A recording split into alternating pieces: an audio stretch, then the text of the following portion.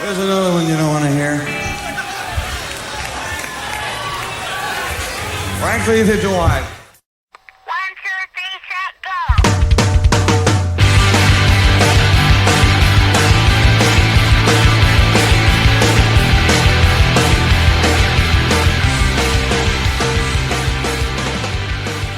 Hello and welcome to the Power Chord Hour. Thank you so much for checking out another episode. And as always, I'm your host, Anthony Merchant. I'm very excited. We have an in-studio interview and guest for you on this one. Doesn't happen a whole lot, but making his fourth appearance, I got local musician, artist, Joey Cobra. Joey, man, how are you today?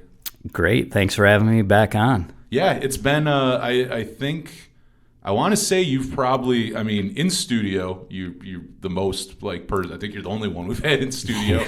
And I think as far as guests, I don't know that anyone has you beat, besides maybe my buddy Kyle, who does a good amount of, phoners. Yeah. But, I think as far as, guest and stuff, you got to be up there. Well, it's an honor to be here. It's cool to, be kind of semi-regular. So maybe we can kind of make this into a more, often pattern, I guess. No, I'd be into that because it's weird. You have been on a lot, but then I guess it was back in July, I think we did the Fat Records one? Yeah, I think so.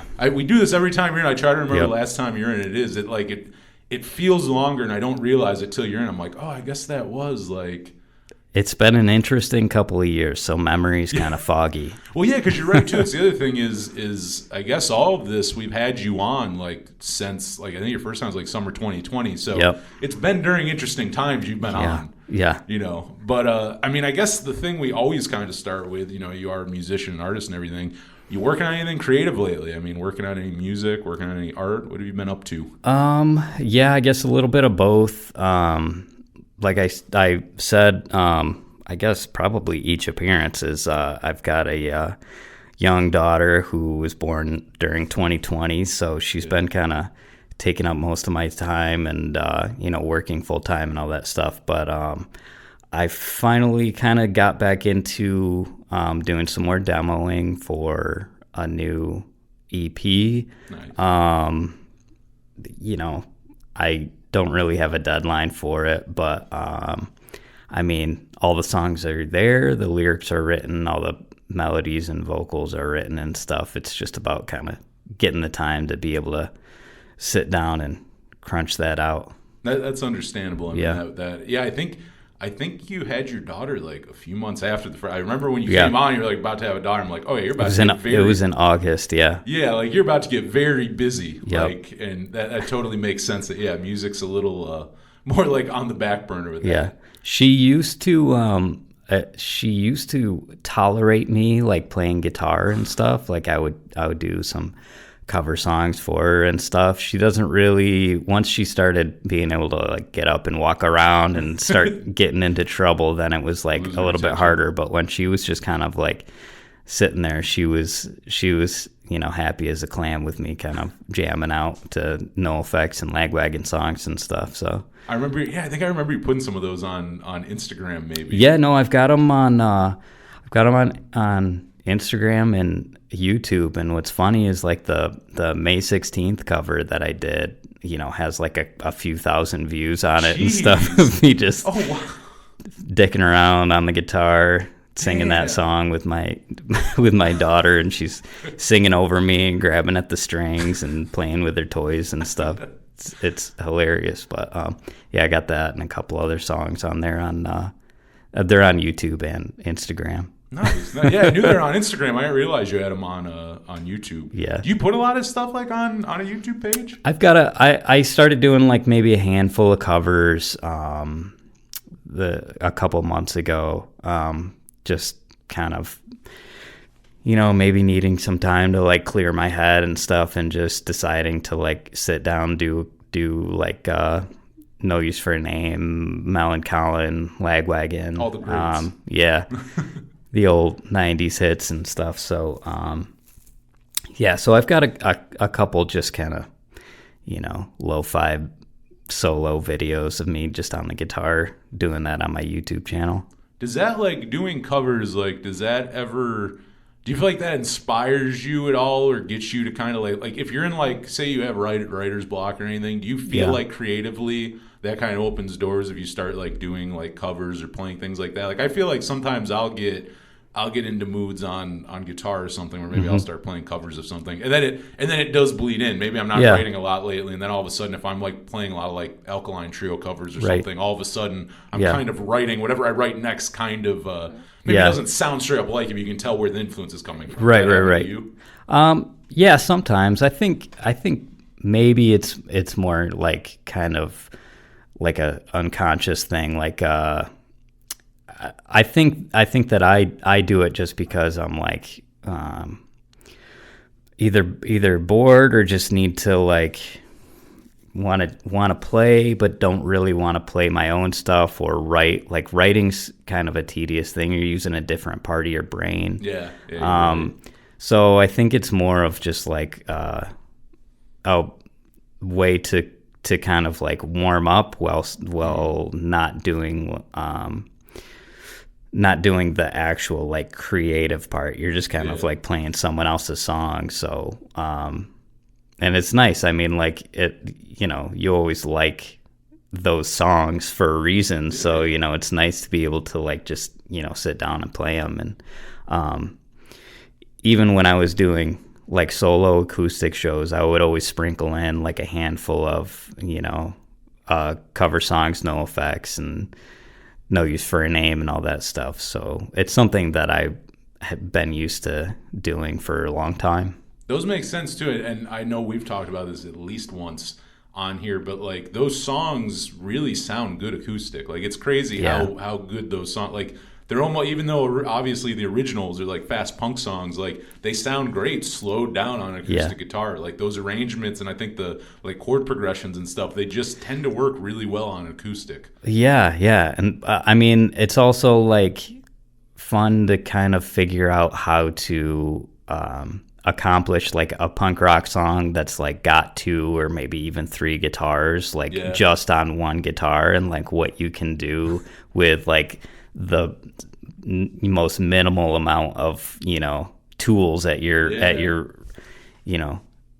use. So it's nice to be able to kind of come up with different arrangements and do different things to get the song done and work on an acoustic level. Yeah, and that's it is fun too, because like, the groundwork is kind of there with the song, but like you're right, because if originally there's like 3 guitars, there's a bunch of distortion and stuff on it. Yep. You can't, you could be you could do the very basic and maybe figure out the chords and just play like straight the chords, maybe even power chords on acoustic guitar with it, but it's not going to work the same way. You can't the same way that like an electric guitar maybe sounds really great with those power chords and stuff, but just playing that on acoustic sometimes doesn't work. So you're almost forced sometimes to like figure out, like you're saying, like a new arrangement, like how does this sound good, and not just me singing over some like strum chords or something. Right. Well, also like figuring out the solos and stuff like that, and like how to do maybe like a hybrid part of the solo and the rhythm. So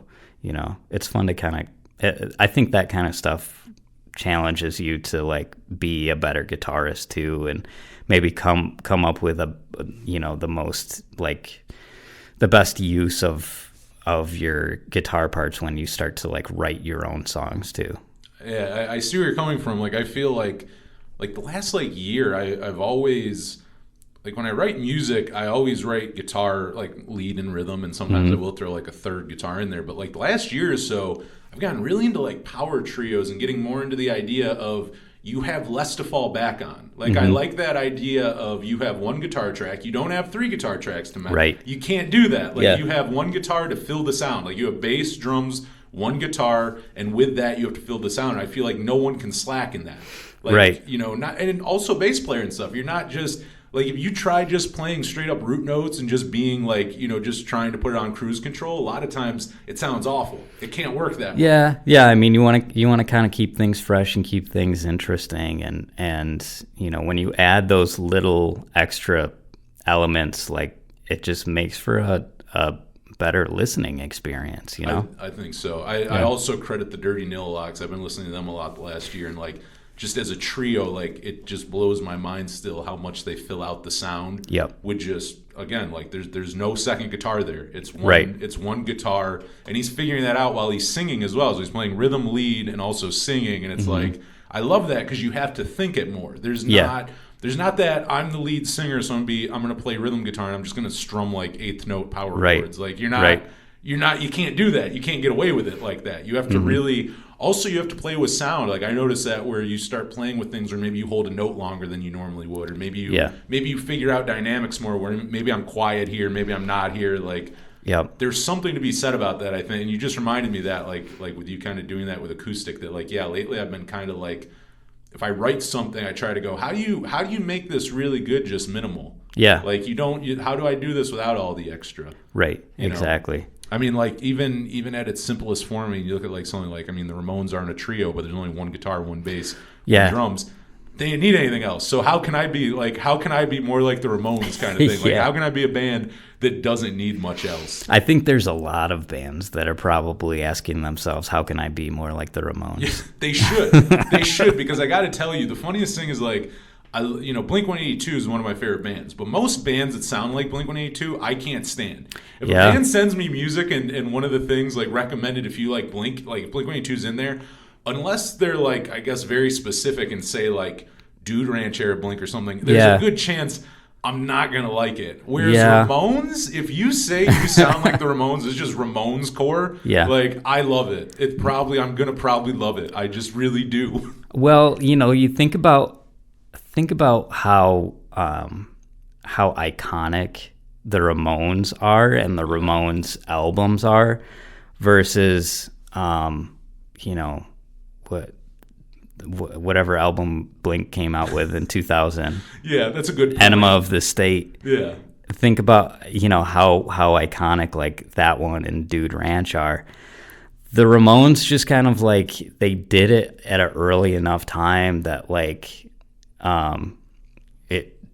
they had so much influence over other bands and everything, and like I think Blink-182, like those albums are great and have huge followings and people love them, but like there's not Enema of the State core. Yeah, that's a good point. No, there's just a lot of bands poorly doing Blink-182. Yeah, they're poorly covering the rock show. Right. I mean, like you want like something, if it's that inspired by that, you want something that's maybe a little bit more or a little bit different versus like if it's drawing influence from like the Ramones or something, like you're like, oh yeah, I know exactly what I'm getting into and I know exactly what I'm gonna hear. Maybe it's more pure, because I think of this a lot. Like there's other bands where I think of that where I go, there's bands who I absolutely love who, again, like it does nothing for me if you say you sound like this, this. And I love all. It could be three bands that I love. Mm-hmm. It could be we sound like Blink, Green Day, insert another band of that era. But like if it's all kind of the same thing too, then I go maybe it's just like I think of it as like a ripoff or something, or it's going to be that. Yeah. Whereas if there's certain bands you say you're going to sound like I'm more apt to listen to it because it tends to be I'm going to like it more. And I don't know why that is, but there's certain bands, whether it be the Ramones and a bunch of other, I kind of want to say the Replacements, but they're kind of 50-50 because that's become one that I feel like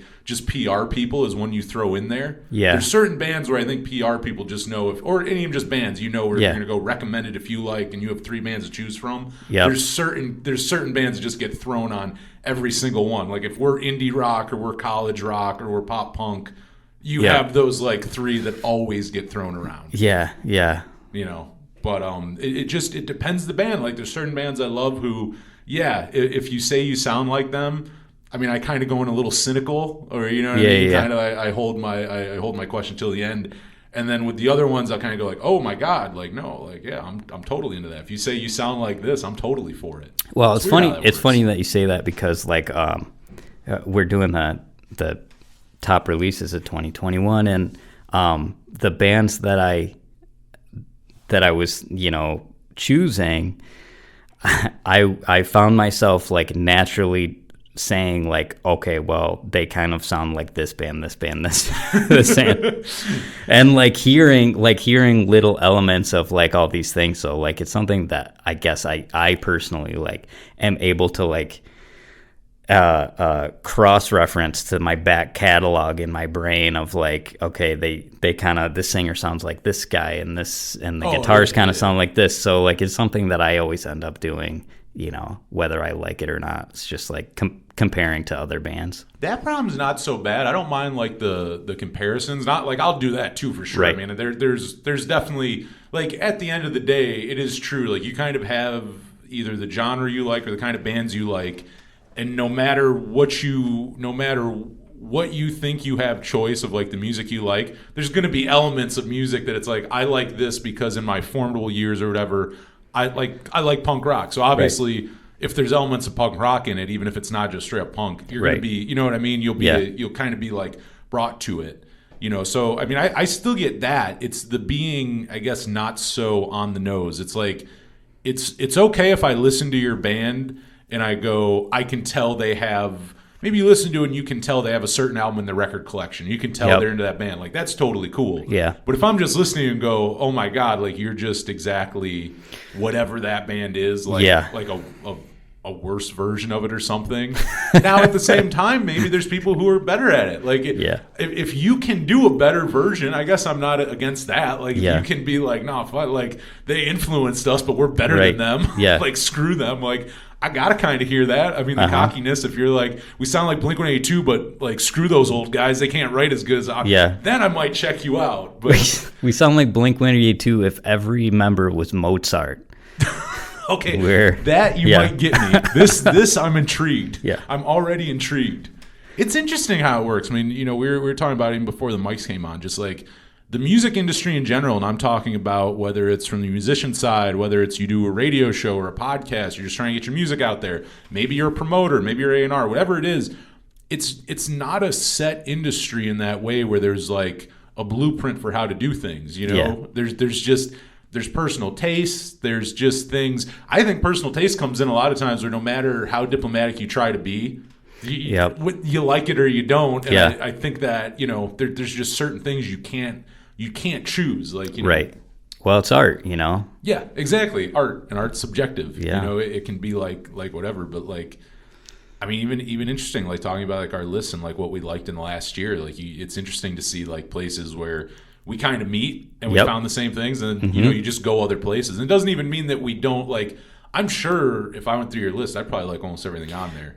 You know what I mean? Like, I trust it because I go, okay, like we have enough things in line. But still, it's interesting. We're two people who might listen to like the same type of music, yet we both found maybe 10 different bands last year that the other didn't somehow. Right. Well, I mean, at least like I was looking at your playlist that you put out today, and you know, there was like a handful of similar bands and similar releases that I had put on my list. But I mean, I guess it's just a testament to not only like the wide range and the wide spectrum of like what punk rock is. Oh, it's so broad. But also the overwhelming amount of releases that came out in 2021. Like I'm looking at a playlist that I put together, and it's just of, you know, any release from 2021 of, you know, either bands that I had found or like people who had told me about these releases or whatever. Guess how long it is? How many hours do you think it is? Oh man, this is the least. I'm gonna go 4 or 5. It's 43 hours and 30 minutes. Oh, I was a little off. This playlist is titled Content Fatigue, because that's what I was feeling as I kept adding release after release to this thing. Oh my God. And I went through and checked out.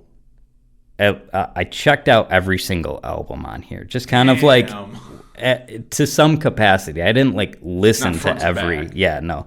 A lot of them, you know, I listened to a fair amount, but then there was like random ones, like people posted online. They're like, you know, you need to check out this, and this, and this, and you know, you do that like 20 seconds of like each song, just kind of like power through. You do that power listen. That's what I did, and there's even a few that I didn't even really get to yet.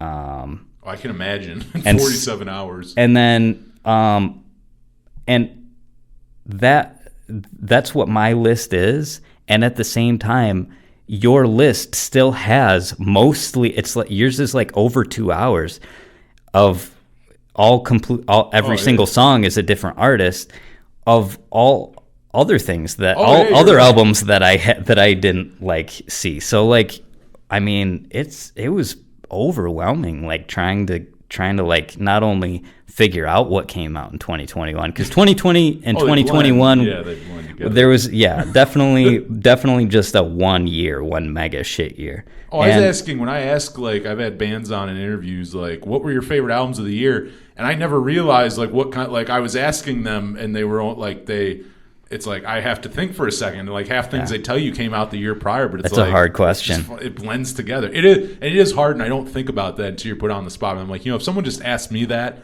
I'd probably be like, oh man, I got to think about that for a minute. Yeah. So, and then I've got then I went and kind of like took my favorite songs of from each album, and it's like 62, 63 songs. It's 3 hours and 18 minutes of every song is a different band.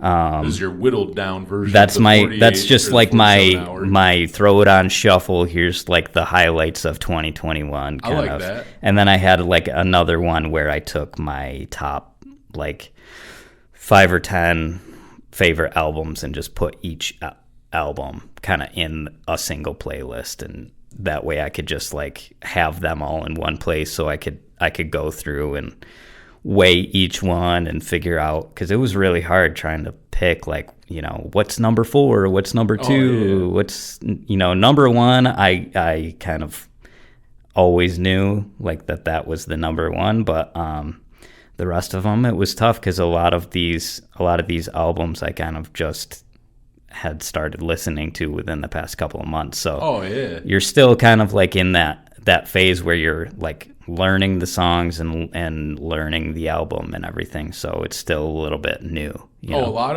of like later albums. It is funny because like when I do like my top 10 list every year, and you're absolutely right, because like my top 3 I always kind of have in my head. Like I know my top 3. When it's time to do top 10, I got to think about it for a minute. I got to think of all the music came out the year, think of how much. Because the other thing too is you'll get like something will come out and you listen to it a ton when it came out, and then more stuff comes out and you forget about it. And it's like maybe you overplayed it a little bit, and then it just kind of like moves down the list. So I mean, you know, I started doing the last 2 years, and I kind of like it. Like I do my top 10, or not top. I think it's my top 5. I know I have to think about it, but I think it's like my top 5 of the year so far I do in the middle of the year, because your list changed so much that I almost like doing it, because it's cool to see what my list looks like in June or July versus at the end of December. Yeah. You know, because there's certain things that stay on there, and then there's certain things that just disappear. Like there's albums I love to death, and if you went back and listened, I'd probably gush about for 20 minutes. Right. And then it's like by the end of the year, I mean, not that I hate it or anything, but it just fell off the list. Yeah, it's kind of like it's like when you binge watch a TV show and you're like, this is literally the greatest piece of cinema that's ever been released, and then like you look at it a year later and you're like, that show sucked. This other show that came out was incredible.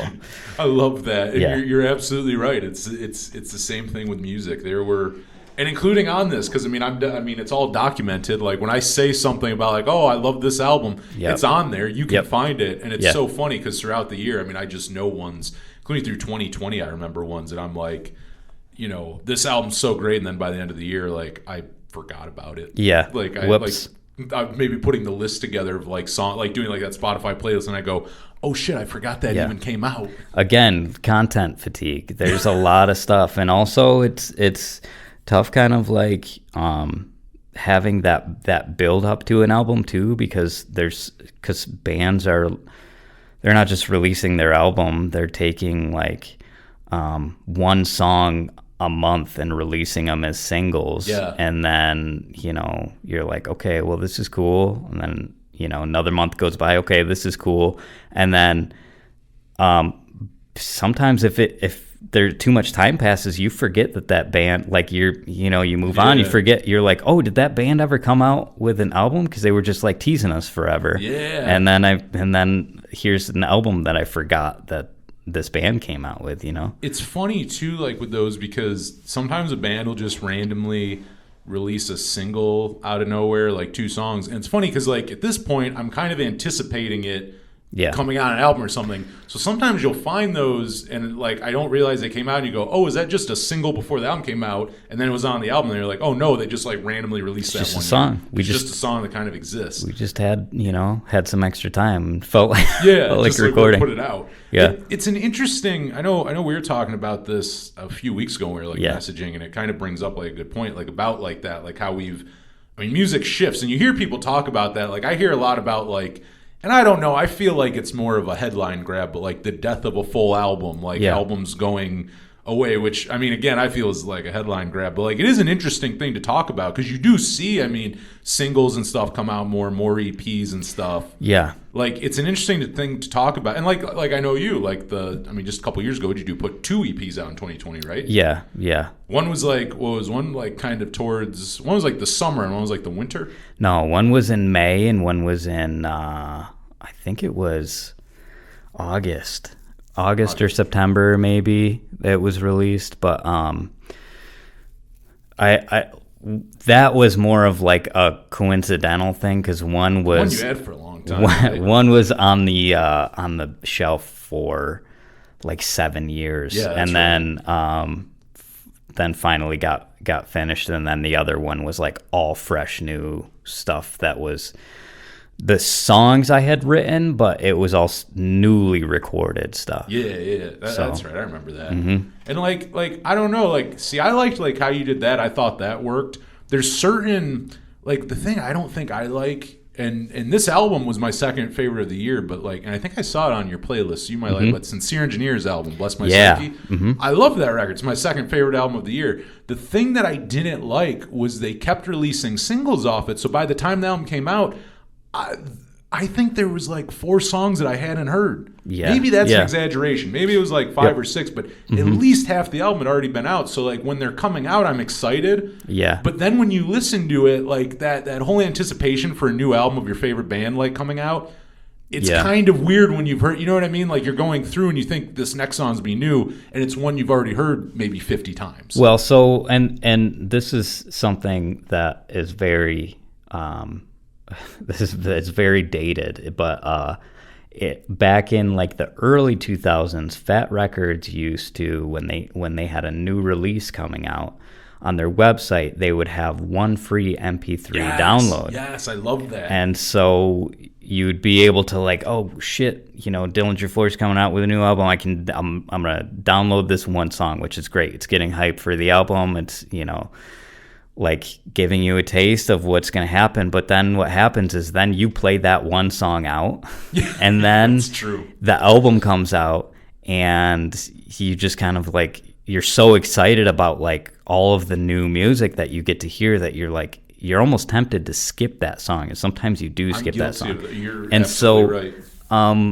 I feel like maybe there's a little element of like that's what's happening is like when and it sucks because we're all like slaves to the algorithm, and like the bands are, trying to keep up with what is, governed by Spotify and the way that they should be like releasing things. And so they're being rewarded by Spotify by releasing things as singles and having more releases more frequently, even though it's not a full album or it's not an EP or whatever. It's just like that a lot. Just like a random song, and it's like it has its own, like instead of it just being you're going to listen to it off the main album, like they also have it just sitting up there as like a standalone single. And there's whatever, it's fine. I mean, it's whether you like the music or not, you're going to listen to it. But I saw like a couple artists I was looking at like release music in 2020, but what it was like they had like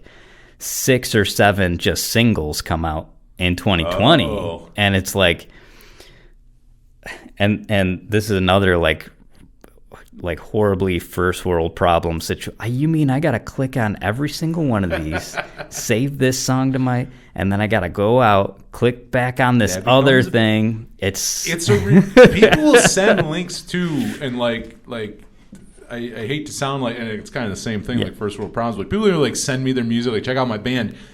And like I hope they send me an MP3 or Dropbox or something. That's what I want. Yep. Sometimes they'll send a Spotify link and it's a single and you go to hit it and it's in a shuffle thing. So like if the song won't even play first. I have to then sit there and like you have to skip through a few songs for that main one to play. I don't know if they're like sending me a messed up link or what, but like I don't know. It just becomes this thing of like I just want to hear the song. They just gotta send you a cassette tape. Yeah, just send me a cassette tape. Make this easy, man. I want to be able to, like, there's no ads on cassette tapes. I can fast forward 6 times. Like, you know what I mean? Like, there's no McDonald's commercial in the middle of track 4 and 5.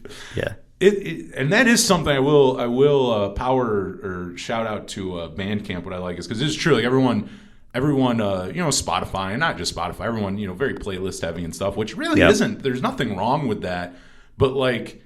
I think shying away from like albums and stuff, I think you lose. Like I like that. I like something like obviously Bandcamp, you're like buying it, but like I like certain things like that where you go on, you listen to the whole album. It's not the idea of I'm going to listen to it shuffled or kind of messed up and other things sprinkled through.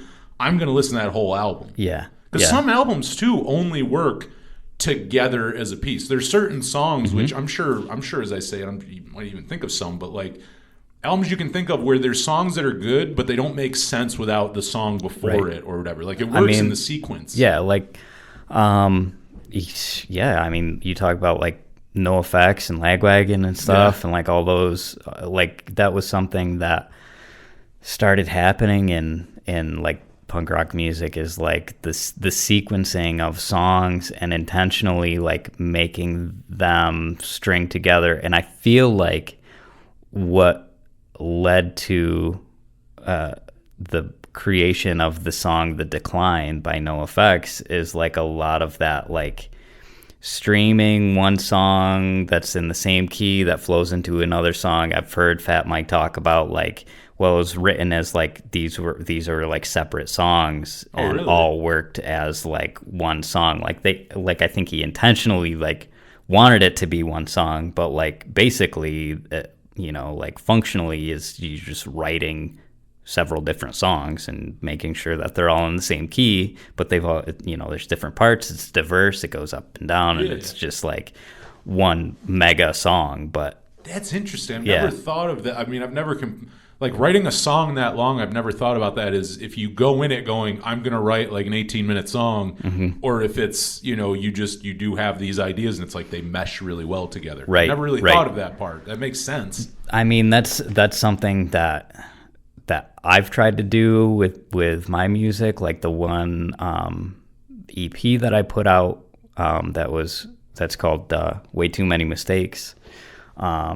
It's doesn't play like one song, but the way that I sequenced it, the way that I had each song in like the key of each song plays so it naturally flows together. So some songs are in like A minor and then end on a C and then begin with a G or something where it's like just naturally like that would be like the next note to play. So it's something that I have thought about a lot and that I really appreciate when bands do it. And one of the bands that is on my list does it really well in their album.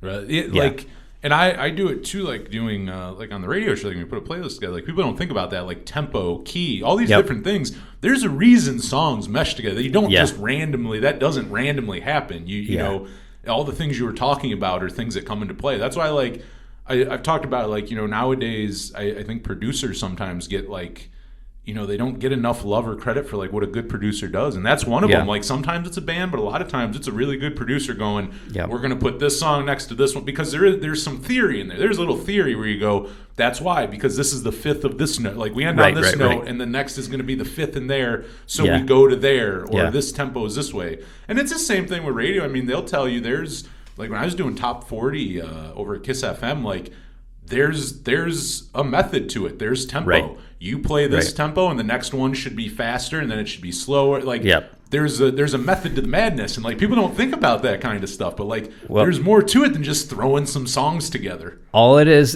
like if you're confused, think about the last wedding that you went to where there was a bad wedding DJ, and the chopped up like songs that they would put on where there would just be like, the tempos don't match, and like the song styles don't match, and maybe there's like a gap between the songs, and like, or maybe they're trying to like merge the songs, but the tempos aren't even the same, and it's just like jumbled noise. Like there's that stuff is just like, it makes its way into, like when people create albums, or even when you're making a playlist or mixtape or whatever, like you got to think about that kind of stuff. Oh, absolutely. I honestly get pissed every week, and I didn't think about it for a long time, but like with the Power Chord Hour, obviously I put up the show mix, I put up everything I play on the radio show, and I put it in sequence on the playlist to how I do it on the radio show. Like the way I've thought it out, the way I went, these songs go into each other, this is how I play it on there. And then I forget, you go on Spotify and it shuffles it all up. So God. You know what I mean? Like if you look at the list, I go like, okay, like this is how I had it sequenced on the show. But then I didn't realize for a while, I'm like, oh, it's not going to play like that. It's not going to play straight through each song. Right. Because then I started realizing people will do, like, actually I did on this last playlist, like you just put like, if you have 3 songs on an album, you can just throw them together on a playlist. It's not like they're going to play back to back. Right. It just shuffles. Right. Which I apparently didn't realize that for a while. I think that's for the free version. Oh, okay, that's what I think if you do use. the paid version, it'll just play. Oh, really? Through. Yeah. Oh, okay. Well, that makes me happier. I hope everyone listens to those. Pay for Spotify so you can listen to those in the correct way. I'm gonna make sure that small local business Spotify. You guys, maybe you've heard of them. Yeah. Small Business Saturday. You guys. Yep. Maybe you've heard of Spotify. Well, that's why Bandcamp was. I love Bandcamp. Bandcamp is, Spotify is like for the listeners, but Bandcamp is for the band. It's so like it's music friendly. It's like musician friendly. Yeah, so it's like it's tough because it's to an everyday listener, like maybe it's not the most convenient thing, and like see that I don't know though, because people I don't know if you've ever used it, but like I can't say enough good things about the Bandcamp like iPhone app. It's great, but it's great if you've bought all. If you bought no, after a while they won't let you listen anymore. If you're like open still, up your wallet. Yeah, bro. they're like no, you gotta pay for this. You can't listen to this album anymore. Yeah. And which is whatever. My only complaint with the Bandcamp app is you can't make a playlist. That's a good point. I never thought about that. If they introduce that feature, I would probably discontinue Spotify and go. Now, that's a bold claim. Maybe I might that's not, where but. Maybe that's where they go. Like with that, they like, should. That's a great idea. They should. I never thought about that part. They obviously care about the artists that they're hosting, so that's something they can. If you're at Bandcamp and you're listening, you should make a playlist feature, please. That is a really good point. Doesn't even have to be. It can just be of albums you've purchased. Even if you did that, and then people, because the other thing, that kind of reminds me of. Well, because you could still listen enough, but I hate to reference the Zune. You remember Zunes? Not iPods, but the Microsoft Zune. Yeah. Okay, so they had a thing where, and I think Zunes are terrible, but like the one cool thing they had, which I wish Apple would have connected to, was if you had a song on your Zune, you could share that song to someone else who didn't have it to their Zune, and I think you could listen to it like something like 3 times. Oh. And obviously, it's not the playlist thing, but what I'm getting at is you can make a playlist on like Bandcamp, like of shit you own, like we're talking about, and then if they did some model like that where it's like other people who don't listen to it, you can share it. Maybe they can only listen to it a few times. I mean, and But that's that's the thing. a great idea. Yeah, a lot of the bands that are on Bandcamp, maybe rely on word of mouth. So, it's I think that would be cool. Get people to, like you can listen to this, maybe 2 or 3 times, and check it out because that's gonna help artists more than just like their album just sitting on Bandcamp not doing anything. Yeah, not doing a thing, which can definitely happen. I think you just came up with a great idea with it. I love that playlist idea. Yep. I've never thought of that. Yep.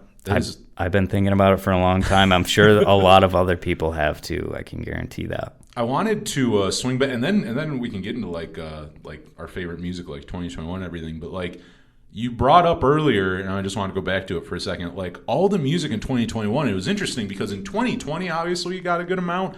But I was wondering if it would continue in because I was like, are we going to hit a wall? Like, did everyone release all their stuff in 2020? Yep. And then nothing. And honestly, we might have gotten, if we didn't get as much as we did in 2020, we might have gotten more. I think the only explanation that I've got is that people started recording in 2020 and took their time and finished their album in 2021. Okay. Is what I'm saying. So like there was all of the bands that recorded and released in 2021, but also all of the bands that recorded in 2020 and didn't finish and then released in 2021. I think you have those, and then another camp that you found, and I even got it from interviewing a few people, like albums that they were recording end of 2019, beginning of 2020, and they go, okay, we're going to hold off. And then they realize it's like, okay, no, I guess we're not going to hold off. Yep. Like we just need to release this. I think that also happened. Well, yeah, I know I've seen a few bands that I've followed that did start recording. In like 2020 or early 2020 or 2019. If you were in studio like February 2020. Yeah, exactly. And then your album got shut down for,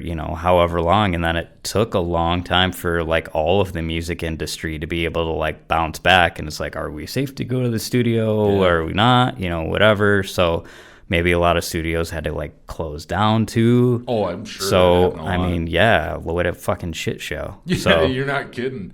It's, I think the other thing too, and I remember talking about this with the band Lovebreakers like last month, because they were one of those bands. They recorded, I think, at like end of 2019, maybe beginning of 2020. So they just put out an album. But I'm talking to them. I'm like, so you guys working on any music? Not maybe thinking they were writing a song or two. They're like, yeah, we're about to it's time to go record the next album. Right. And they got me thinking. I'm like, that 2-year album cycle is about to get broken for the next few years because you're going to have people who exactly did that. Maybe they released an album in 2021, but they recorded it in like 2019, early 2020. Yeah. So that next album could be coming out like this year. Right. You know what I mean? Because everything got so screwed up that it's like... Well, it's like movies. Yeah, movies are another one. That's a good point like too. We had like one Marvel movie, and then now you're gonna have 6 Marvel movies this year. So that is a great point. Like you're like movies are one I didn't really think about much, but it's the same as music. You're right. It's like you're kind of holding off because I think some people looked at it and went, well, everyone's home, let's release music. Yeah. Then Then there's other people who went, no, like everyone, and also labels. The other thing is I say people, but it also is labels. I'm sure there were major label, and not just major. I'm sure there's indies where it's like, yeah, maybe we don't release it right now. Maybe we do hold off and see like what's going on. Yeah. So I think all of that, like the whole traditional 2-year thing, I think is going to go out the window just for the next few years. Not that I think because really, if you look at it, there probably was like 2 years in between recording them and everything, but just the way that things are going to get released, like. And I think people are going to be happy. Like, I don't know that it's all a bad thing. Like, a lot of bands, if you were like Lovebreakers, I got really into them. They put out their first album in 2021. They're going to have a follow-up in 2022. Yeah. Like, if you're a fan, that's awesome. Well, and even NoFX, like, they had talked about how they recorded the Split with Frank Turner, and then they released a single album, but single album was actually a double album. Right? And so then now they've got the rest of the songs from that, but then also Fat Mike's been recording over the past like 2 years, just a fuck ton of shit. So,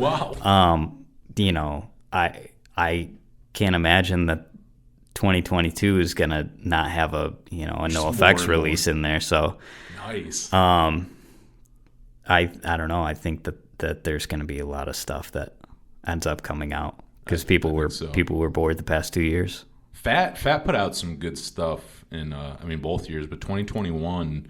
And as I say that, I'm trying to think off the top of my head, but I know like the Last Gang put out a great record. The Copyrights, who had not put out a record in a while there. Yep. I was pretty stoked on that. There were some good ones throughout. Fat's good for a good couple releases every year, or not every, but like each year. There's always going to be a few good ones out. Like you're guaranteed at least a few good releases. Yep. But I don't know. You want to, I've talked kind of like my top 10, but I have like a big list too of like albums that I loved of 2021. But I want to get into yours because obviously people haven't heard yours. You had a top 5, did you say, for 2021? I've got it. So I've got my top 5 that I can talk about. I've got like a handful of runner-ups.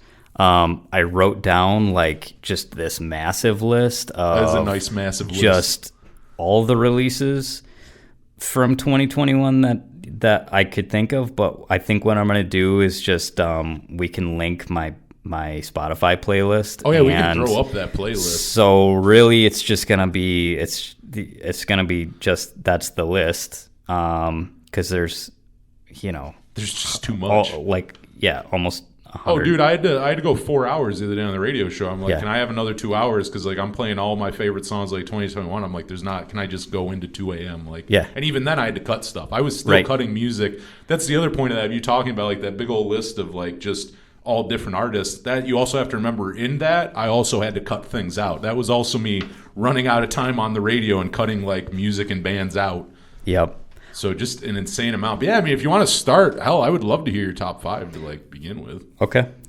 Talk about that and the other stuff. Okay. So my number 5 is talk show host, Mid-Century Modern. You got me. I give you credit. This album is great, and I'd been meaning to listen to it forever, and you had it on your list, and I had to go listen. And you were right. That was a great record. Sorry, I had to add that. I don't even like, and the thing is for some of these bands, like I don't even remember like how I heard them or whatever. It's just, those like the release radar and the targeted playlists and stuff, like just stuff kind of like comes in front of you and it either like you either keep it or you let it go and act like you've never heard it before. But this was something that I just kind of like stumbled upon. It's a great like pop punk power pop album. Yes. The singer, he kind of sounds like the guy Andy Tanner from Layman Terms and Dwayne. They were like a couple of like Layman Terms was on like Suburban Home Records, and Dwayne is like him and the singer from the Gamuts. I know Gamuts. And also he sounds like this band, the singer from this band, Hey Mister from Toronto. I don't know if you've heard of them, but they released like one album in 2014. I've never heard a song from them. They're pretty good, but there's just something about his voice that kind of sounds familiar like that.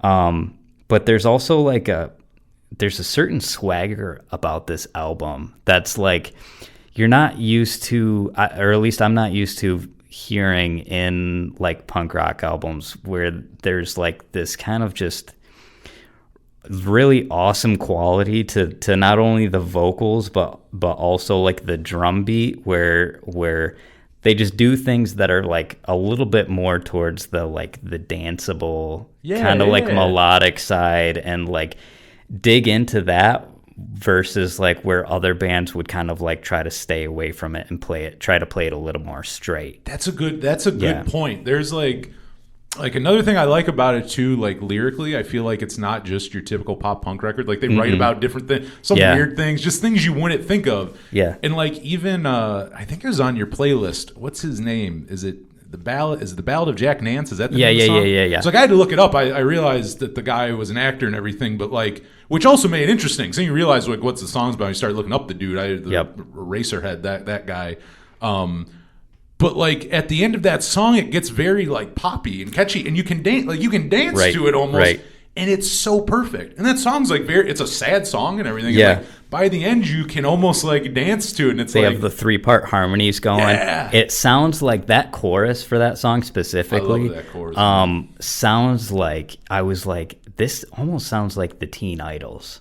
Ooh, Yeah. I didn't think about where that. they've That's got a the good 3-part comparison. harmonies, and it's just like a real, like that super melodic kind of chorus, like the simple notes, like, you know, over and over again and stuff. And that song specifically kind of It's my favorite is song on the really album. great. After Yeah. first like you know when you listen to an album for the first time and you're not familiar with it yet, and you might like it, but like there's 1 or 2 songs you'll hear and you're just like, oh, like that's the one. Like it kind of Yeah. hits you the first time, like, oh, it's Yep. probably gonna be my favorite, or like, Yeah. that's the one that gets me into it. And that one, I mean, it's towards the end of the album, I was already into it, but like that song, I was really like, oh my god, Yeah, like I love when bands do that, because usually, like, you know, you have the album, you've got it so front loaded with all the hits and stuff. this But one like had when a lot of good stuff when on the second half. yeah, when you come up with like the best songs on the second half of the album, like that's great. This also, and I just thought of this because we were talking about sequencing, that song into the final one. Yep. Like that album, Yep. actually, if you want to talk about well-sequenced albums, that album is like in a way where I notice it. Like in Right. a way where I'm listening and I go, wow, this is really sequenced well. This was really, Yeah. they thought out with these songs. They go into like each other. And that's such a classic outro song too. Yes. So it's like, I don't know. That drum in the beginning, Yeah. like there's Yep. like a build up and stuff. It's really, Yep. it's a good way to end an album. I think they were also thinking about the live show too, like, because I think listening to this album, like, I'm like, this would be incredible to see live. They seem like they'd be Yeah. a good live band for sure. Yeah.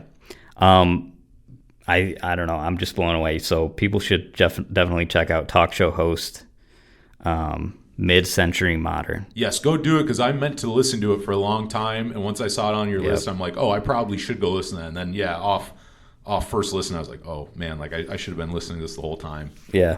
Number 4, The Young Hearts, The Modern State. I've heard this one. Yeah, this is like I don't know. I mean, from what I understand, a smaller band. Like they've got like maybe 600 followers on Instagram. Like, I mean, okay. they're not like a They're a small band. yeah, they're not like a I don't know if they're on a label or anything. I just kind of like again like stumbled upon these songs, this album, and it's a lot more like mid-tempo, like rock oriented than what I'm used to, but maybe similar to this is maybe a bad example, but like Menzingers and like Gaslight Anthem type of thing. Little bit of like that. It's punk, but it's not blast beats. It's not really like it's nice, like easy, like mid-tempo rock songs, and like maybe a little bit of that like vintage echo on the vocals too. Oh, okay. Yeah.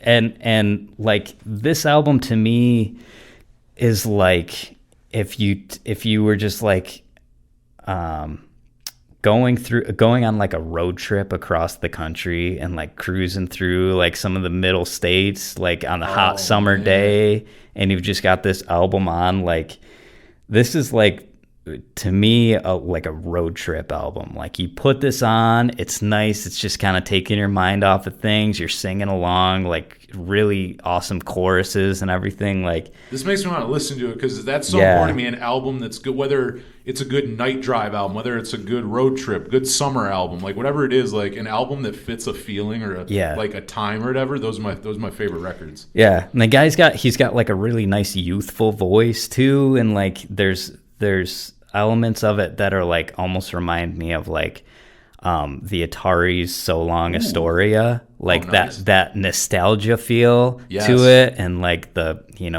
guitar driven songs and stuff. Like There's a lot of that in Menzingers and Gaslight too. Yeah. So that makes sense. The kind of like nostalgic. You're kind of looking back. yeah, so kind of this on your is life. this is just like, it's like if you could just take memory, like awesome memories, and make them into an album. Like that's what this is to me. Oh, you're selling this for me. I got to listen to this. It's really great. Number 3, the copyrights alone in it. Like I mentioned earlier, yeah. Yeah. Such a good, and I know we share that. I'm sure we were talking about the copyrights on our Fat Records episode. We definitely did. Because when the last one come out? It was like 2014, 2013, I think. Report, right? I think Report was the last one. Yeah, I get confused between that one and North Sentinel Island. That one I think is before. That one's 2010, I think. Okay. And then yes, the next one is like 2013, 2014. Yeah. And then nothing in between. It's been quite a while. I love the copyrights. I've so I've good. seen them a few times live. Like if you know the copyrights, you know exactly what you're getting into. Like there's no Bands I love, bands like that. There's no like oh well, I liked this album but I didn't really like this they're album. not that band. It's just like this is the copyrights, so this is just instantly a classic copyrights album. I was listening to some of these songs and I was just like, I feel like I've heard these before. It was like it was like immediately in my brain, and they're one of those bands that can both innovate and evolve and still stick to their signature sound, and not have things either sound too different or too similar. Yeah.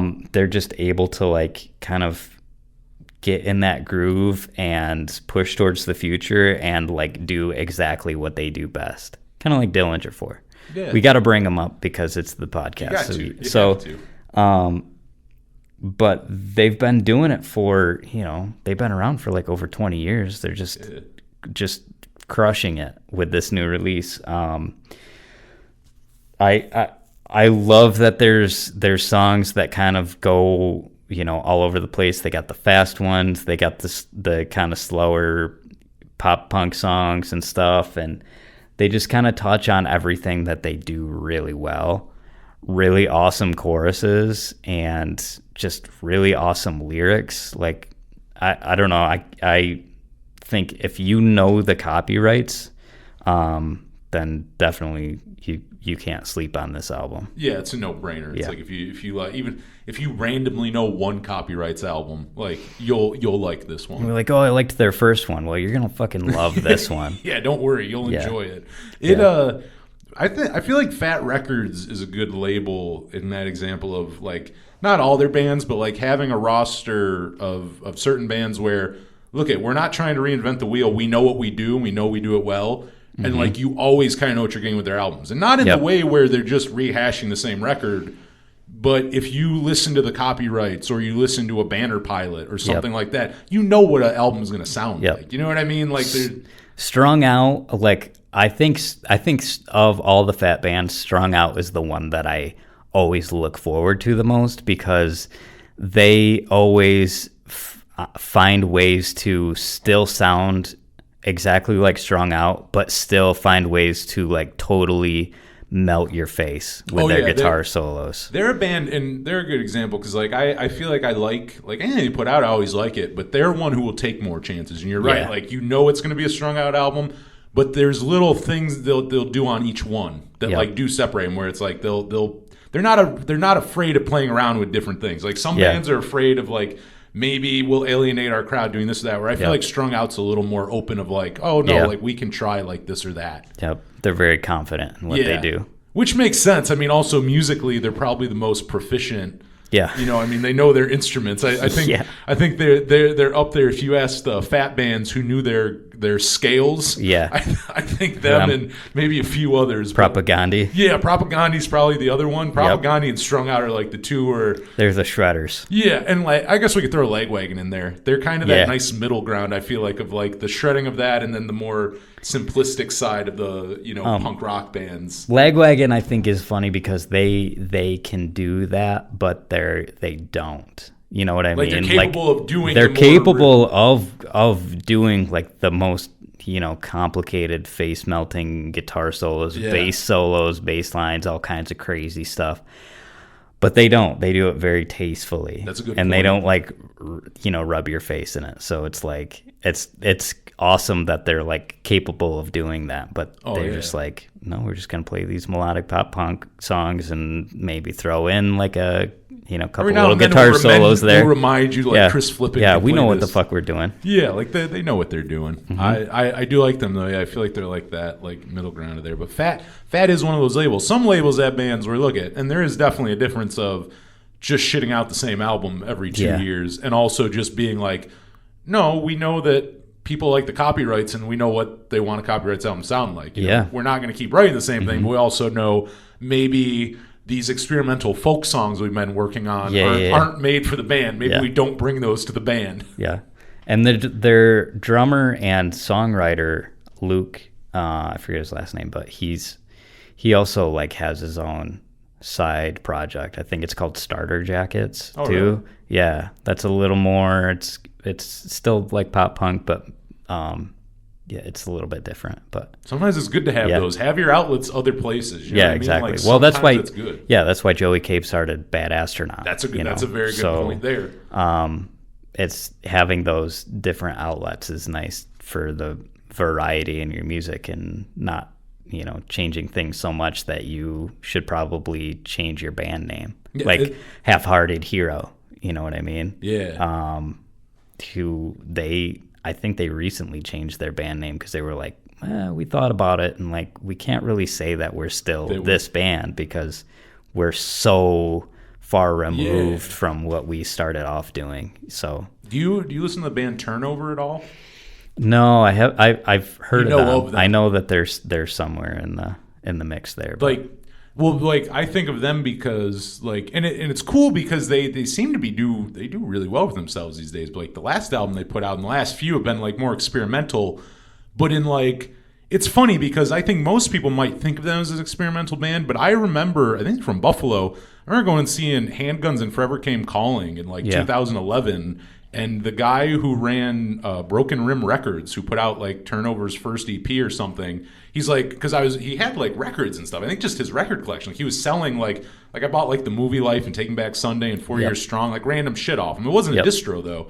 But anyways, he's just like, hey, like I see all this stuff you like here at this show. You'd probably like this band Turnover. So he's like, email me and I'll send you the MP3s. So like early on, they sounded like Handguns and Forever Came Calling, like a pure noise kind of pop punk band. Yeah. Whereas now and I'm not shitting on them, I just mean it's now so different, so left field that it's like, I mean, and maybe I don't know how big they were. Maybe they weren't that big when they were pop punk bands, so people don't associate. Maybe I'm the weirdo who associates them. Yeah.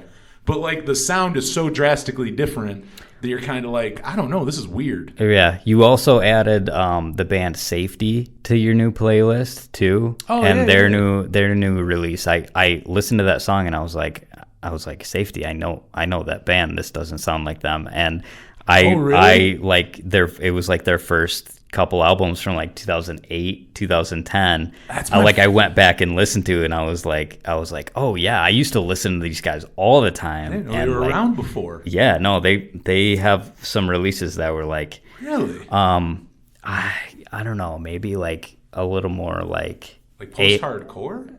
Like kind of like that faster, almost maybe AFI I'm thinking if you're saying like thing. 2008 and stuff, I'm thinking of the time of what that would sound like. Yeah, somewhere like in that. Yeah, a little bit more faster, more kind of like skate punk kind of stuff. Wow, that's interesting. I don't, and as we're going back, like how we stumbled upon some of these bands, like I can't remember how I heard them, but that's crazy because I thought they were like a newer band. I didn't realize they've been around for a while. Yeah, they've been around for a long time. Damn, but that is there's some bands where it's interesting the just the change of sound. I was talking to Jeff Cadill, the singer of Game Face, a few months ago about like his solo records he put out after Game Face broke up, and I'm like, do you think this would, because it's so different from Game Face, or Game Face is like a pop punk band, and I'm like, do you think this would have bled in like this kind of power pop, Beatlesy-esque kind of influence stuff? And he's like, yeah, to be honest, we probably would have, had I not, which at that point they're broken up, but like what I'm getting at is if you don't have that other outlet,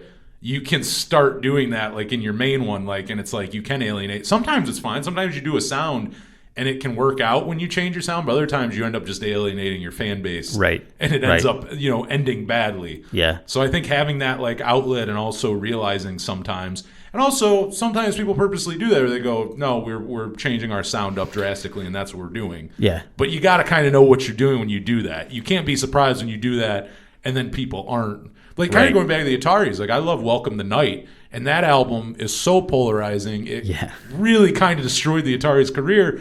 But at the same time, even though I don't think that's right, you have to go, dude, you have to realize that might happen. Like when you look at the drastically how different it is, and then also I don't think Chris wanted to play so long a story of songs and stuff initially when they're doing Welcome the Night. Yeah. And when you do that, you have to realize that sure, maybe you blow up and you're like the next Interpol or something. Like we're no longer this pop punk band, we're like this indie rock band. But the other thing that could happen is all those people who bought your last record don't buy it now. Yeah, they don't like it, and you don't find that new audience. Yeah. Well, also now, he's like playing live streaming shows of all his old songs on acoustic. So it's like, I don't know, what did you want? What did you want to do? He's a good example of that. Like I think and as a fan, like I'm happy for him because he seems like he's found that happy medium. But I think he's someone who for a long time went through that where you kind of abandon the things that made you big, and you have to find that where it's like I get you want to play. You also as an artist want to do the things you want to do and be, you don't want to be up there just feeling like you're playing the same goddamn song for the millionth time. But like you got to find that happy medium. Yeah, you know what I mean? Of like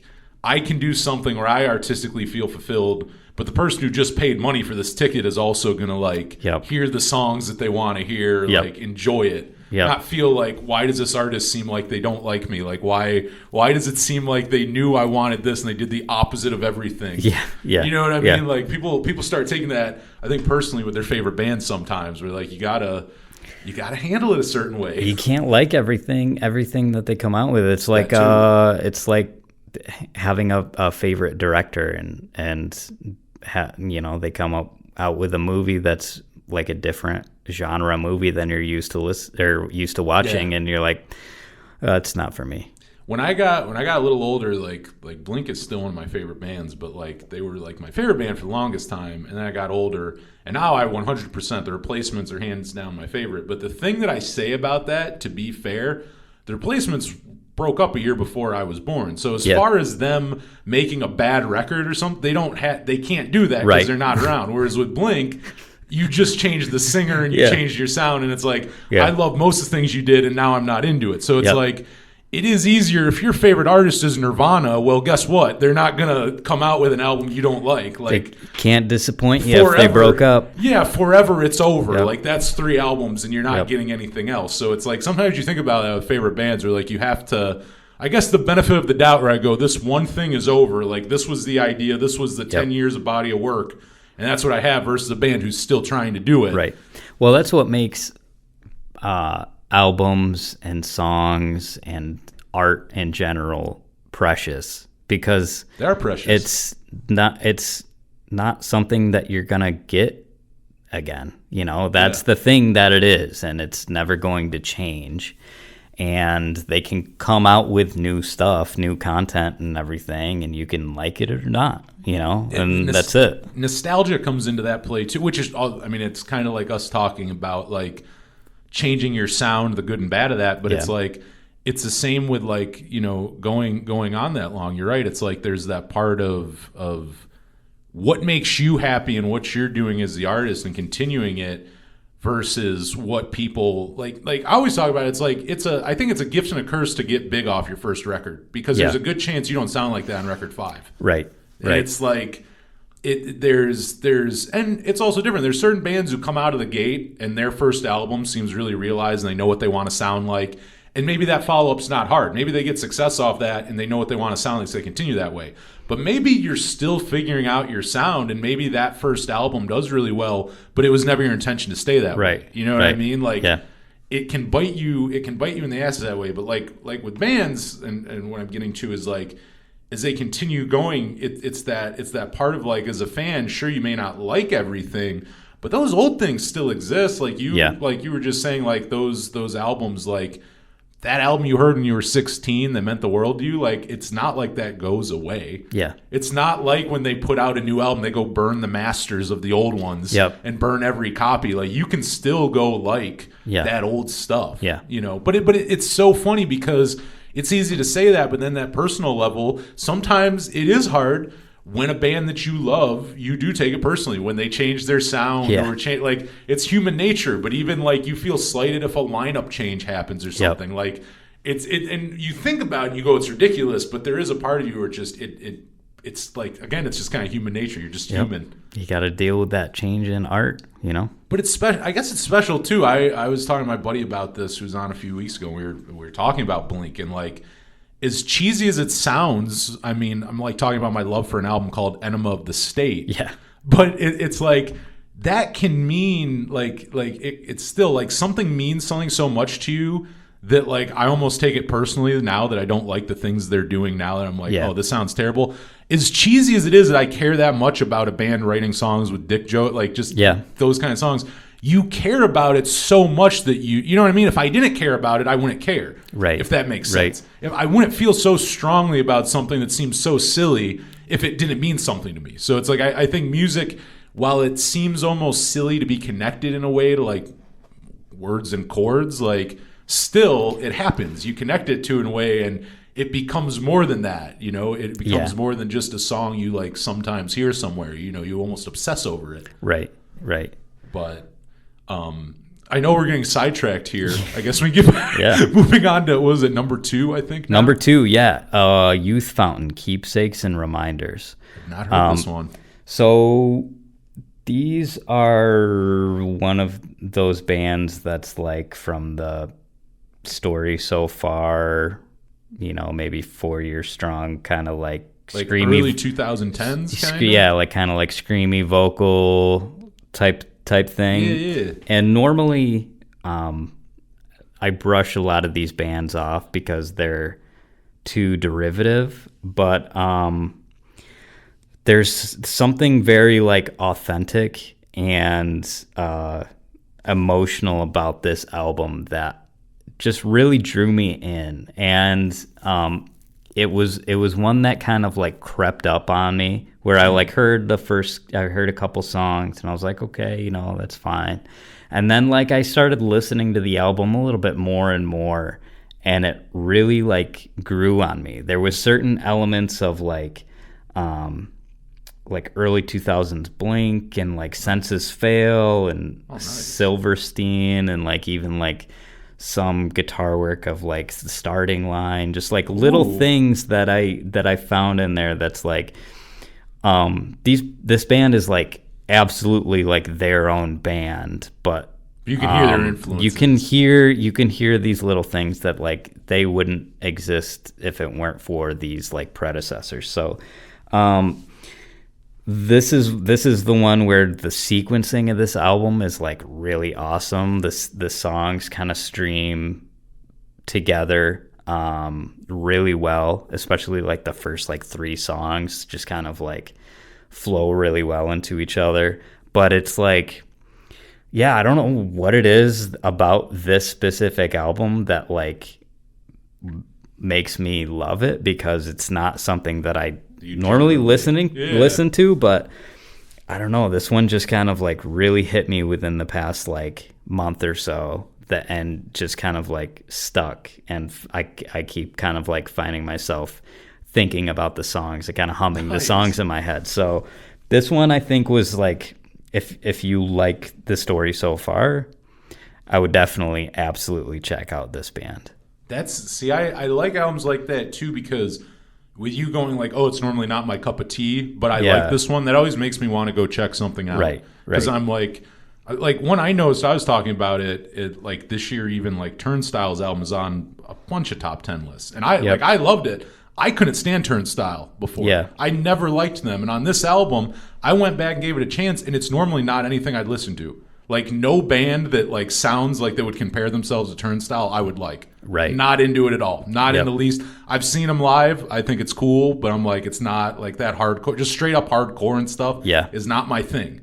Whereas like this, they mesh stuff up and they change things up enough where I'm like, credit where credit's due. A band who would never even, like, their first record, I could not stand. It wouldn't even touch my top 100. And I went back and listened to it, and I still can't stand it. Yeah. But like this new record, like sometimes you got to give things chances where it's so funny. Like no other album on my list sounds anything like that album, but that specific album I love to death. So like I know what you're talking about. That like it's not like you probably have a whole lot of bands on your list that sound like that one. They did something special there. Yeah, they're the only one. Number 1 is the JB Conspiracy, Beginnings. This is like I heard their, let's see, during 2020 I found their one album. Their previous album came out in like 2013. Great like ska album with like these like rock, kind of almost like new wave synthy kind of aspects to it.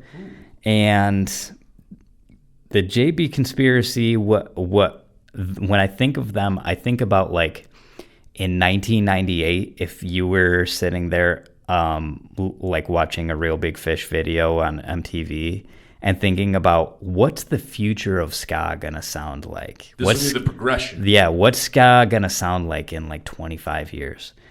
This is that band. They're there's just this fresh new like kind of approach that's like both. It just kind of like hits all of those elements of like loud, aggressive, soft, danceable, melodic, energetic. Like it kind of hits all of these notes, and like the whole album is this one is also sequenced really well. The songs kind of flow into each other, but there's just a lot of like really great hits on this album that kind of like will satisfy every kind of musical like need that you would want in an album. You know what I mean? Almost like like if you were eating a dish and you want something that's like crunchy and has texture and is sweet and salty and sour and a little spicy and like kind of like hits all these different notes. That's what this band does, and they do it really, really well. They're from the UK. I would definitely check out this album, and if you like this album, check out their previous album. And there was like another EP that came out with it. I think probably of like additional songs that were like for the album and just leftover tracks. Yeah. So definitely check them out. This is just like, this was my number one. It came out earlier in the year and never went away. I really like ska, and it's one of those things too where as you're like talking about them, I think of how like there's so many different sides of ska. There's like, there's the very lightheartedness ones. I mean, the bands who like their band name is a pun. Mm-hmm. And then you have like your Operation Ivies and your Suicide Machines and like the heavier, even more serious side of ska. This, I mean, I've never heard them. I'm going to go listen to it if you talk about them. It sounds like they're almost like the middle ground of that, like in the middle of lightheartedness and like the more aggressive side of ska. Yeah, like ska I mean, punk. Their songs are a little more like, they're like more serious. They're not like goofy ska songs, but they're just, I don't know, they just kind of like have this really unique quality that like isn't really derivative of anything. You can tell that these guys are like not only great musicians but are music lovers in general, and and draw influence from a lot of different sources. It's funny like you're talking about that, because when I was doing last week's episode, like going through my top 10, it's something I talked about. I think it seemed like I was a broken record, but I think almost every album in my top 10, that was something I brought up. I'm like, it's not that it's just, because if you just write a straight up pop punk record, maybe I like it on one listen and I forget about it. If you write a really good pop punk record and there's different elements and I go, oh shit, like I can hear this genre in there, I can hear this or that where you don't normally hear it, those are the ones you remember. Those are ones you don't forget. And I mean, I probably do that anyways, but I realized this year most of my favorite albums were that, because it wasn't something you could pigeonhole to one genre or just one sound. They did a bunch of different things. Mm-hmm. Like the Dirty Nil. That's their album Fuck Art was my favorite of last year. And I'm like, you can tell they listen to a bunch of different things. You can tell that like they're listening to like contemporary artists, but you can tell they've also listened to like even like Chuck Berry and Bo Diddley, even like solo wise. Like they're going back doing old rock and roll things like in their guitar work and stuff, where I'm like, oh, they know music. They don't just like three bands and sound like them. These guys like music in general. Like when they say they're a rock band, some people say they're a rock band and you can go, no, you're not. You're a Blink-182 ripoff or something like that. Yeah.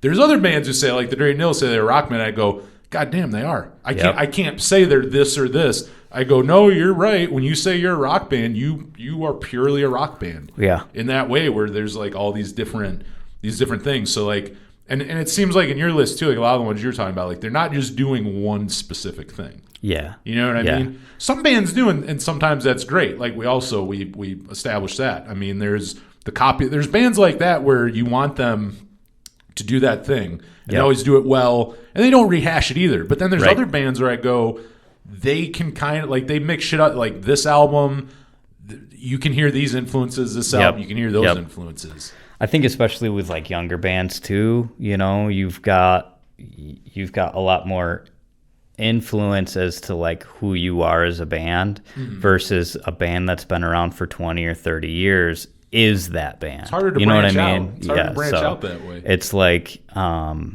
you know, you can have certain elements that inspire you, but I think it's more common for younger bands to kind of have like direct and more kind of obvious influences than, you know, an older band. Oh, for sure. I mean, I think you're right. I don't.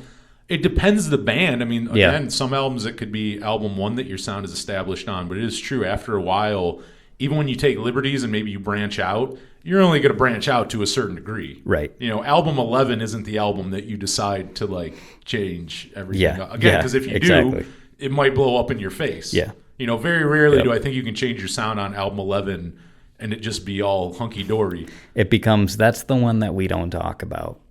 Yeah, because you're in this place too where it's like you're so established that people who might like it are thinking of, you know what I mean? Yeah. Like already whatever they think of you is attached, and that can be good or bad. So it's Right. like people who might like this don't like it because they're not going to give it a chance, and then people who did give it a chance who liked your old stuff don't like it all because you've abandoned everything. And then you're out with no fans. You're out in the middle of the ocean with 0 fans. Start that side project. Yeah, it's time for that. I think that's the key to this whole episode is anyone, like if you're a lead singer of a band and you just all of a sudden randomly got into the Beatles or power pop or something out of nowhere, or singer-songwriters, like you just finally discovered Bob Dylan or something, go do your side project. Workshop it. Yeah, go workshop it. Don't think that just because you discovered this right now means we have to introduce this to the sound and like change everything. Like either think it out for a while or go do your side project. Yeah, exactly. You don't need to bring that spoken word into the band. Yeah.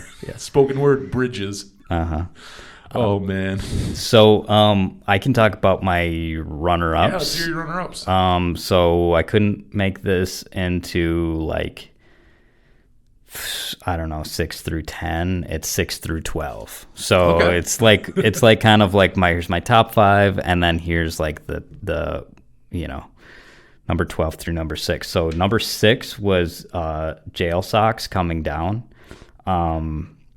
This was just a really cool album. It's got like these little elements of like guitar riffs that kind of sound like late 90s alternative kind of stuff, like these throwback things that are like really cool. There's like maybe a little bit of like alternative and like kind of like grunge things, but it's still like a pop, like rock kind of album. It's just kind of really cool. Number 7, On a Hiding to Nothing, is like this melodic skate punk band from the UK. Everybody just kind of like describes them as like UK NoFX, but that's like selling them short, like way short. There's like elements of like Green Day and Good Riddance and Frenzel Rom and like, you know, like Snuff and Goober Patrol, like other like early 90s like UK bands and stuff. But just like breakneck speed, great melodies, just a super fun album to listen to. Number 8, Catapults. They kind of reminded me of like the band Banquets and the band Maycomb, who's also a UK band, but this is like just a really great kind of like rock atmospheric, really cool like choruses and stuff. Like it's just a super super cool album to listen to. Maybe in the same vein as like the Young Hearts album that I like, but totally different kind of style singer and everything. But number 9 was Catbite, the ska band from Philadelphia. I need to listen to them more. I hear a lot. I've heard a few songs and I like them, but I hear them talked about a lot, which makes me think I need to listen to them more. Yeah, they're kind of like having this like breakout moment. I think they're just making a lot of really great connections with like other ska bands and like just really putting themselves out there. Their album is called Nice One. What I like about it, I don't know if you've heard them yet, but what I like about it is they've got like this really cool like vintage feel to like the guitar and the drum, like as far as just like the tone and the quality of it just kind of has this cool vintage feel. And like they do these like you know how in Out Come the Wolves has these like rock and roll kind of like solos that come in, and like the guitar, like you can hear it like sounds like it's on tape and stuff. They have this when they're like soloing, getting in the groove and everything. Nice. And the vocals are really awesome. It's just a really fun, like kind of, I don't dance, but it's a very danceable kind of just ska album. I love the last 2 years, like the amount of like quality ska that There's been a lot. It's amazing. Yeah, definitely a revival going on. Oh, it's a true, including for one, for a genre that for the longest time, I mean, unless you were already a band that was like held over from like the 90s, very few like new bands were coming out, like very, very few new ska bands for a long time. Like We Are the Union and Survey Says are like the only two I can think of for years. Right. I feel like we're like carrying that torch up until just recently, where now we're getting some really good quality ones. And a lot of the old ska bands are putting out, like that last Suicide Machines record, one of the best records they've ever released, like hands down one of the best records they've ever put out in my opinion. Yeah.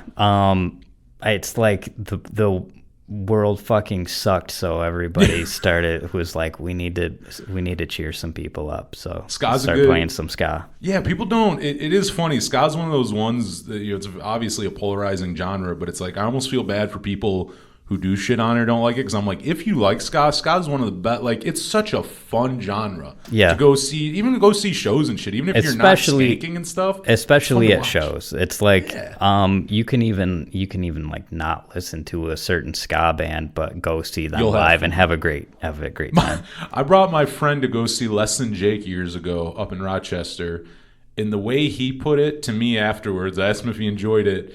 And it was something along the lines of it was like if I went and saw Nickelback and really enjoyed the concert. Yeah, I think you said that the last podcast too. Because I'll never forget the way he put that. It's like, dude, like imagine you're not into this thing, but you go to it and go, oh, that was great. Like I can accept that this was a great show. Did my friend go out and buy Losing Streak and Hello Rockview? No. Nope. He's probably never listened to him again. Yep. But that hour and a half or whatever, he's an amazing show. You know, it's one of those things that you can appreciate, whether you like the music or not. My aunt took me and my wife to go see the Avett Brothers on New Year's Eve in Charlotte, North Carolina, and it was like, I mean, I don't listen to them or really particularly like their music, but it was a fun show. It was a cool, memorable time to go, and they're good musicians, good singers and stuff. So it's like, sometimes you got to go and branch out, and you might have a good time. To me, that's the highest compliment you give a band too, because there's just so many things where if the music's not good, like if you're not into that genre or whatever, you're probably not going to like it. But if you're such a good like live band that like someone can literally, and like you said, like not like you hate the Avett Brothers or whatever, like, but you're just not a big fan of them, then you can go and you can appreciate it. Yep. But same with ones you may just outwardly not like them at all. And then you go and go, oh, like even Turnstile, like I love this new record, but I couldn't stand him in the past, but I saw him live and I'm like, holy shit, that band's meant, like I get why other people like it. Yeah, it's one of those things where I go, you can go to it and go, you didn't convert me into a fan, but I get now, like I understand, like you're not going to hear me question why does someone like that band. It's like, oh, I totally get why. Yeah, the live show can kind of, they can definitely sway some bands. That's why touring was such a big thing, like back in the 80s and 90s, even 2000s. It's like, if you can grind it out and tour, you can get a lot of fans that way. There's bands too where I mean, that's how you find your following. You're not going to get mainstream success and stuff. No, you got to like send people spam emails for your Spotify playlist. Now, that's the new touring. It really kind of is, because there's certain bands, like one I always think of. I think we've talked about it. You like Punchline, don't you? Yeah. Punchline's one where I go, any and all fan base they have is from touring their asses off. Yeah. They weren't, you know what I mean? They weren't on the radio. They weren't big. Right. People found them, myself included, was because they opened for tons and tons of bands and toured their asses off for years and years and years and became known because they'd come through and play, like, you know, if you were going to school up in like Edinburgh, you'd play Edinburgh a lot. Oh, yeah, they've used to play it. I mean, I've even seen them in Edinburgh, and I didn't even go to school there. Yeah, I've seen them up there. I never went to school. It's like, Yeah. it's just, it's one of those things where that is, survey said, I mean, now they're Keep Flying, but Keep Flying's another one where like I've seen them play so many shows in the last like 10 years. Yep. As survey says, and as Keep Flying, like you just go that band and you watched every time where people show up, because it's like they would come play, and they'll come play places like Fredonia where not many people are playing. Yep. And you go there and you play for those people and you give a good show, and next time, you know, maybe the first time it's 10 people, then those 10 people bring more friends, and then it you know, it keeps going. Mm-hmm. Even like or actually no, sorry, go on. You still have a few more. A couple more. So I'll just go through these quickly. Oh, you're all good. Beyond the Lamplight. So Larry and his Flask, the kind of like folky kind of almost bluegrassy like kind of band. Their singer, and I think some of the other members just basically started Larry and his Flask 2.0 as Beyond the Lamplight. And so if you like Larry and his Flask, you'll love this EP that they came out with. This band Miss Vincent is number 11. They've got like kind of like rockabilly, psychobilly almost like elements, super catchy choruses, maybe a little bit of like Alkaline Trio sprinkled in there, but just a really fun listening experience. You're gonna have these songs in your head well after like listening to them. You're gonna be like, wow, what's that chorus from? The last one, this band, they're called Doom Scroll, and their album's called Immoral Compass. So it's like if Leftover Crack was an acoustic band. There's like mandolin and acoustic guitar, and like one of the members plays a washboard, like an actual washboard. And like I don't think I've ever heard like acoustic music that like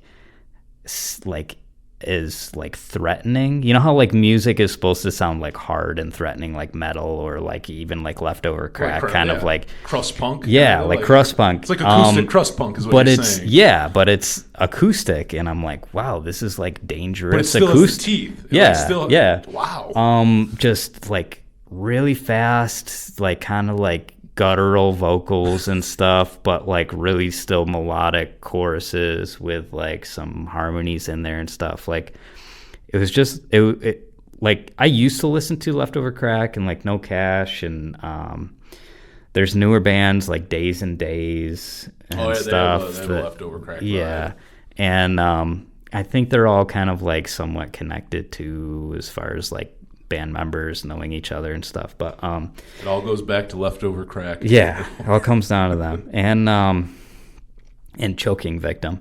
But this is just like a way out of left field kind of thing that I was just like, oh, this is kind of cool. So like I threw one of their songs on. I mean, all of these bands that I've listed, like you can hear them some on of the their playlist. songs are on the playlist, so you can check them out. But yeah, I mean, that's about it. And then I've just got this like exhausting list, but yeah, check out the playlist and you can kind of hear a lot of the stuff that really impressed me for 2021. There was a hell of a lot of it. No, we'll definitely get that Spotify playlist on the Power Chord Hour Spotify page, so people can like check. And I gotta check it out, because honestly, once you got down there, you weren't lying, because once you got after like the first few bands on your list, I hadn't heard any of those Few of them I'd heard the name, but that's about as far as it goes. I didn't hear anything else. Mm-hmm. How about as we look into the future,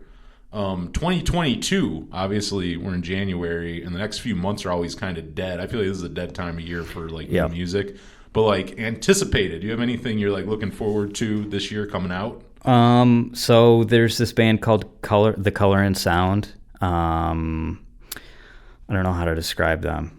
They're, I guess you could say pop punk kind of thing. But they're a really awesome group, really talented group, really like super melodic, kind of like pop songs, really awesome choruses and stuff. They came out with like a couple of EPs and, after post 2010. It's been a while, but I think they're in the studio recording, so I'm really nice. Looking forward to like that.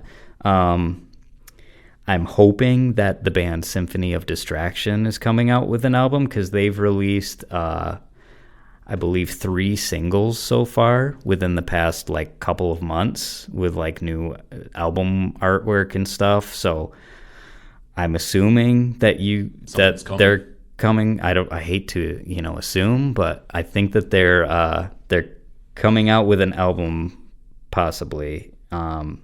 If they are, that would be great. The band From the Tracks, they're from the UK. They're, I believe, have been kind of like on and off recording. As these bands get older and start pushing 40, it's like, I have work, I've got my family, this record can wait. There's a lot of like weekend recording. It becomes like, like when we have time, you know what I mean? Yeah. Like track drums now, and then in a few months we'll get to like bass and guitar. Yeah. And then the latest thing I heard, the Ascenders made a post about new I Can Make a Mess. Oh, I'd be into that. So, I mean, he's a pretty prolific writer, so I'm surprised that he didn't really, I mean, as far as I know, like early November or I Can Make a Mess didn't come out with anything in 2021. So, no, you're right. That'll be cool. Early November is like, sorry to interrupt you. Like, you're fine. They're one of the few bands, I always give them credit. The fact that they like could come back after breaking up and put out albums that were like people were just as interested in. Like they they shook the nostalgia side of it. Yeah. Like people wanted new music because it was so good. I think because Ace is he's like a student of music, and seeing like following them from like 2005, 2006 till now, and seeing the development in songwriting and musicianship and experimenting and all the different iterations of music that he's made over the better part of 20 years. You can tell that over time he learned how to craft songs, and that's something that they just were able to, like, it was like early November did their thing, they broke up, then he started really getting into the weeds with all like learning what songwriting was about and doing all these different things and going out there and trying crazy stuff and then stripping things back and then taking everything that he learned and bringing it into the early November post 2012. That's a good point. Yeah. And making them a even better, stronger band for it. And like also doing, like, I feel like they wrote those albums on their terms. Like they didn't try writing an earlier November album that would appease fans. They wrote like they would write. You know what I mean by that? Like they didn't try like, oh, let's try to pick up where we were 10 years ago or something like that. That sounded like an early like those records, like when the Currents came out, I feel like that's what the early November would have sounded like had they never broken up. Like that album sounded like the time it came out and stuff. It didn't sound like it was an old band trying to rehash something.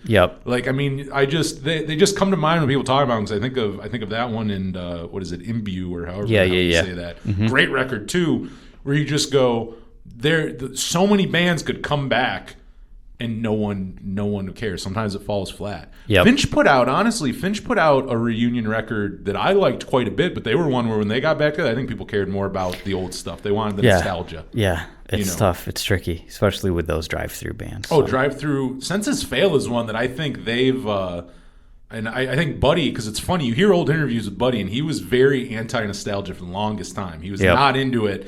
And seeing them kind of come around where they play album anniversary things, and I think even write albums where they go, hey, this does kind of sound like so-and-so. Because there's a time they wouldn't play, like they retired, I think their big song 187 and a few others. There's a long time where they would not play.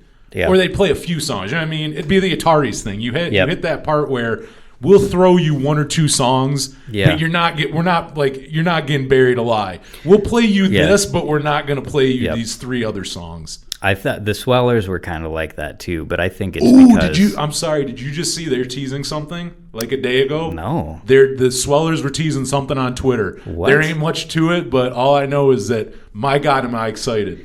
That surprises me. Yeah, so am I. That's why when you said the Swellers, you just saw me jump like that and interrupt you because I'm like, oh my God, I'm okay with that. I would be up for some new Swellers. Yeah, they were such a good band, but I remember like talking to their drummer Jono at a show one time, and up in Buffalo, and asking them like why they didn't play or like saying oh, I loved this first EP that you guys did, and like him being like, oh, we're probably not going to play those songs because we'd like to kind of move on and develop and be kind of past those songs and stuff. And so I think that they were kind of like always, because they started so young, that like when you grow at such an exponential level and you're still young and you're trying to like move on and grow develop. Up on their albums basically. Yeah. They were like teenagers, and then you see them. So I can get it that like when you did stuff when you were like really young like that, like you kind of, even if people like it, like you still yourself kind of cringe at it. Yeah. So it's like, I mean, they just they tried to be as prolific as they could and develop and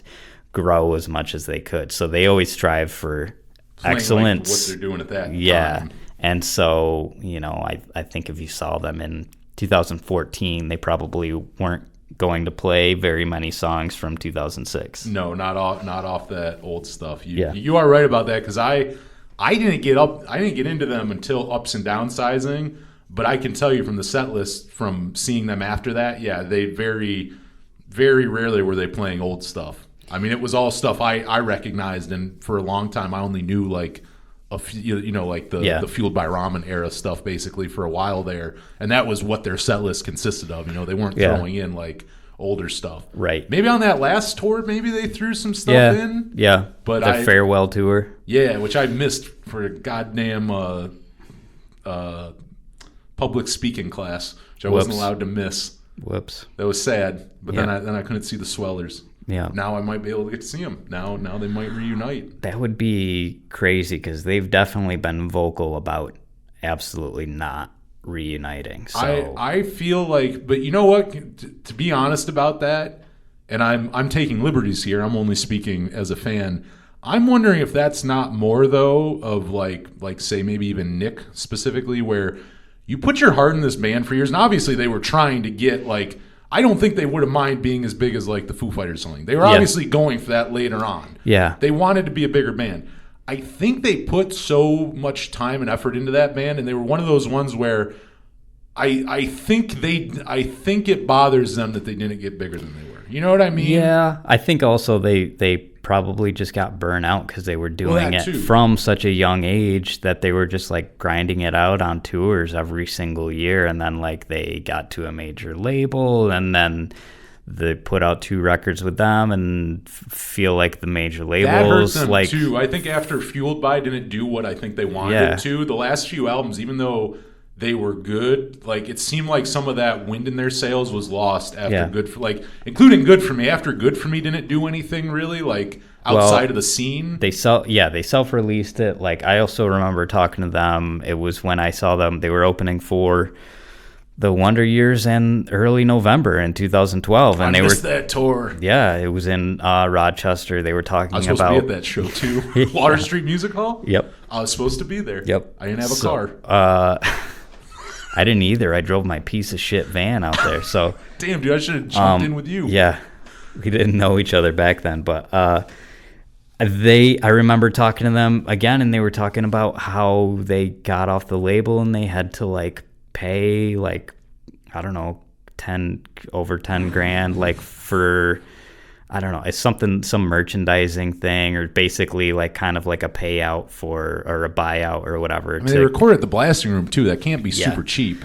There was some kind of like financial burden involved with them like being released from the label, and so it was like, yeah, they were free and off the label, but you know what's that mean if you're like broke or like, you know, in the red? So I feel like that happened a lot more, and that's the thing. Like with them, it's like you still see it happen, but I really feel like in the 90s you saw that a lot with major labels, where a band didn't do what the major label wanted to do, like on album one. Yep. And like they might be released, but it's like you either owe this money or they shelve your album. That's happened with bands where they just shelve your album. Streetlight Manifesto. Yeah, their one. Head Automatica, I think, has an album that has never been just shelved by major labels for like a decade now. Like just crazy. You'll never hear it. There are albums that exist that you'll just never hear. They're shelved away somewhere. Yeah. You know, so like I think that did happen a lot more once, but yeah, I would imagine after that goes down and you just spent years and years touring your ass off and just, I mean, really playing the game.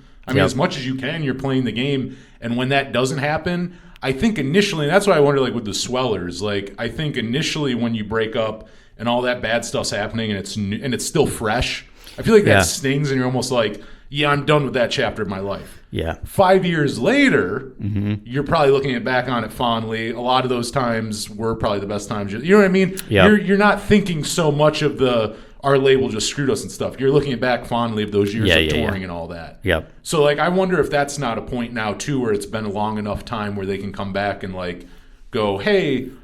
Because including if the Swellers came back now, I don't think they're going to try to make. I don't see them touring like they did. That version of the Swellers will never happen again. Mm-mm. But maybe what we'll get, which a lot of bands I think do later on, is you find that once you have families and maybe the band isn't your full-time thing, maybe you even have a full-time job and the band's just not your thing anymore.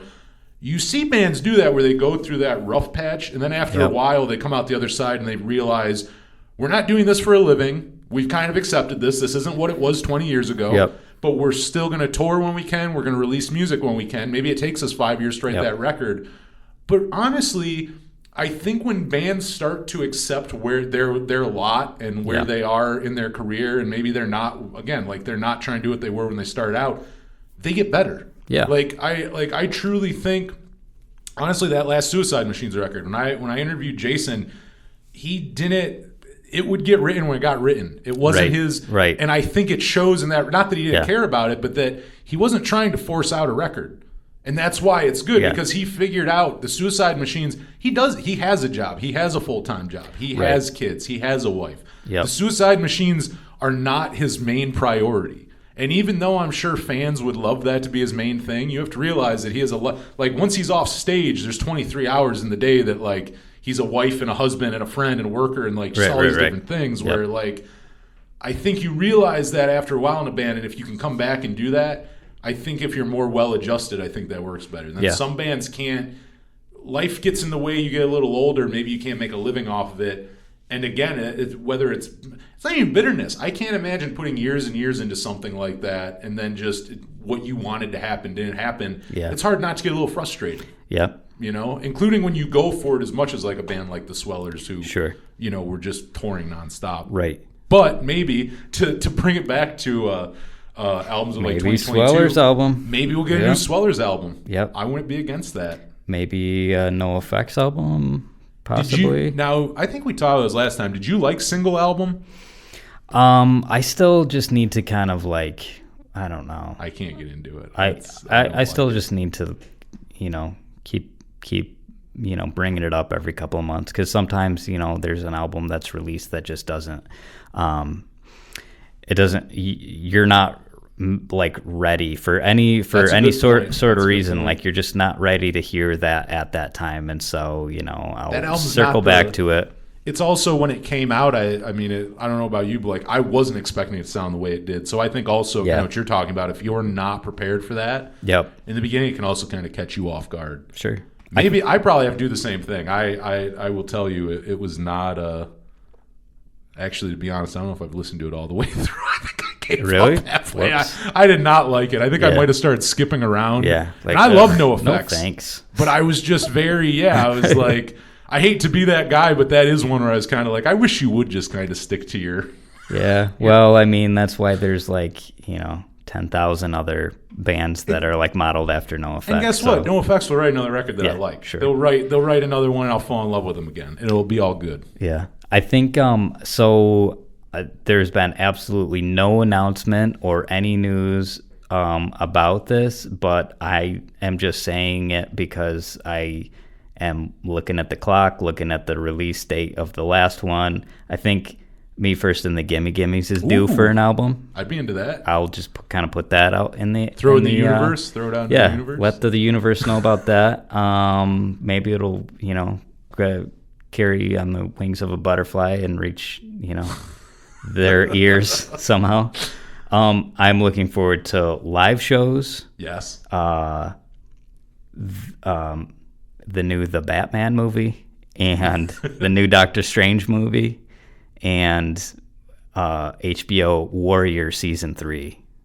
Warriors, is that? I've never... Warrior. So it's a show concept written by Bruce Lee, produced by Bruce Lee's daughter, came out on, I think it was Showtime, and then HBO bought Showtime or whatever. So 2 seasons out, but it's about the Chinese immigrants coming to San Francisco in the 1800s and dealing with all of the crazy overt racism and everything that was there, was against the Chinese people at the time, but also and with the labor and everything and them taking jobs and against the Irish people and stuff. And then also in Chinatown there's crazy opium drug wars going on between different Chinese gangs and stuff, intense. With all this crazy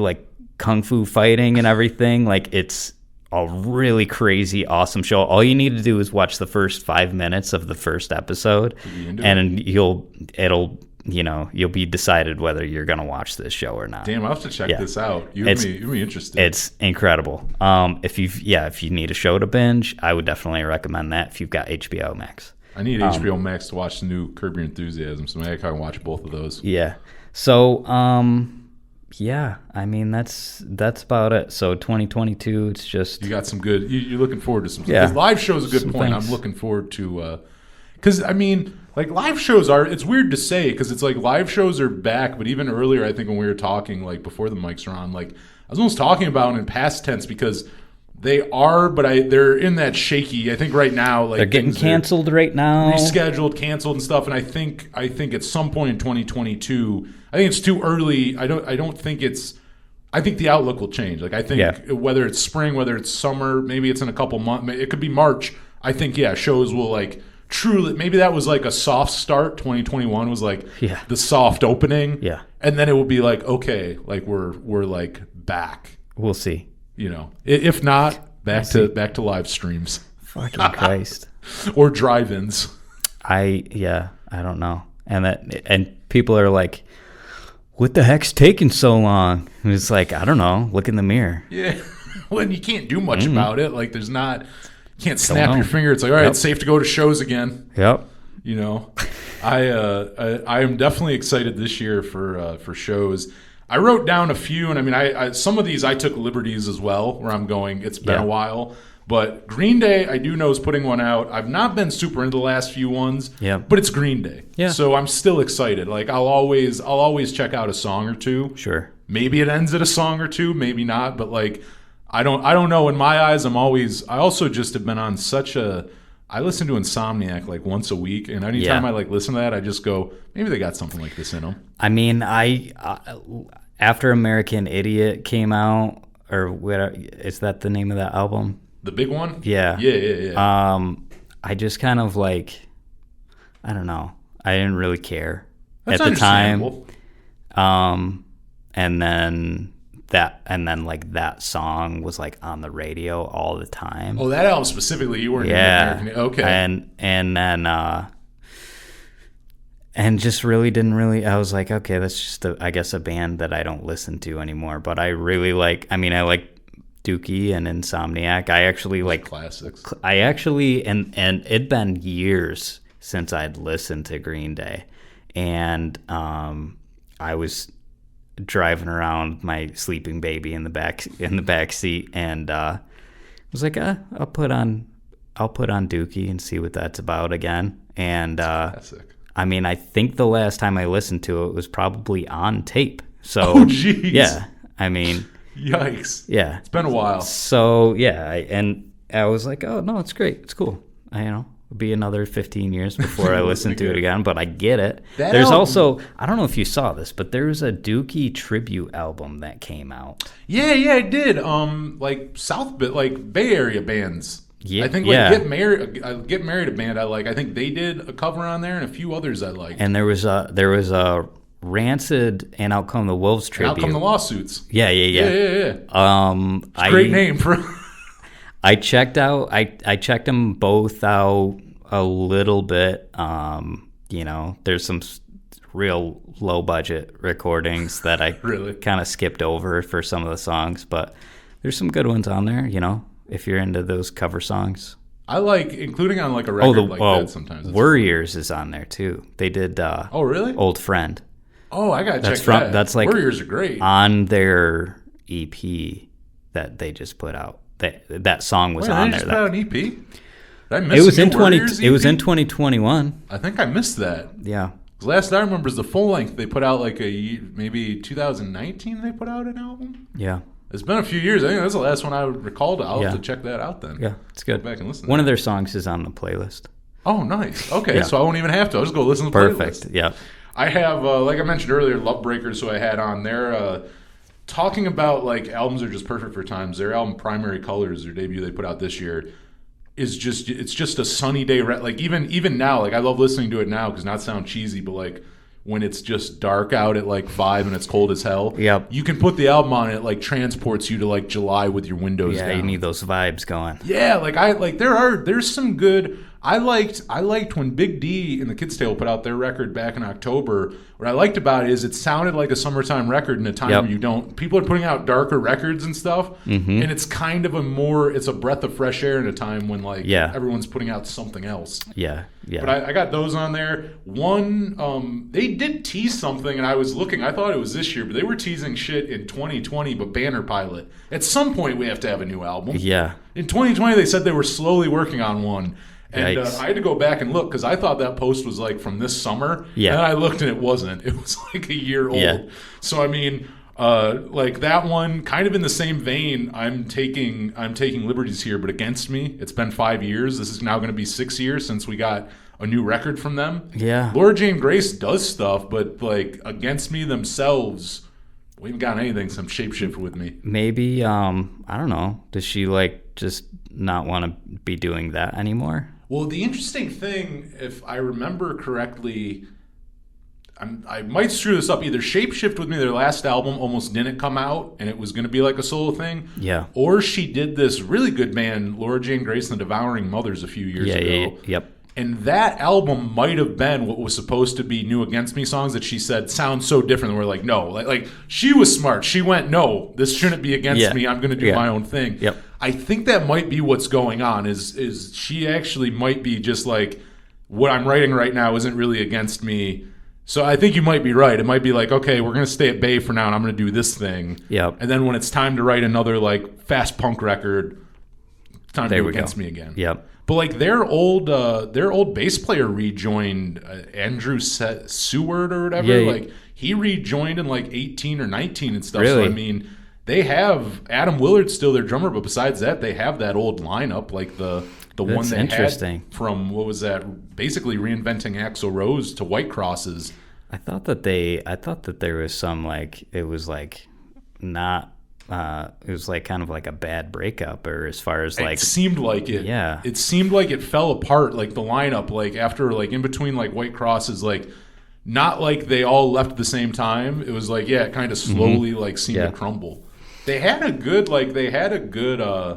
lineup on last 2 records that I can't think of his name. Their bass player, who he was in like the International Noise Conspiracy and a couple other bands. Okay. He was good, but it's a different style too. Like I'm kind of stoked to see them go back to that, like because it makes you think the Next Against Me record might sound more like the older stuff. Yeah. Which I'd be Shapeshift with Me had some good songs on it, but overall it may be the weakest Against Me album. Like it's not the one I think they should end on. Yeah. Not say it they're ending, but like that's not the last album. We need another one is what I'm saying. Yeah. We need New Against Me. But We'll I also have on here Interrupters. I did see her putting something out. They are teasing that, and Cool. that's another great ska band. I loved that one they put out a few years back. Superchunk, they got a new one coming out here in next month, I think. I'm looking forward to that. There's been new music, so I know that's coming.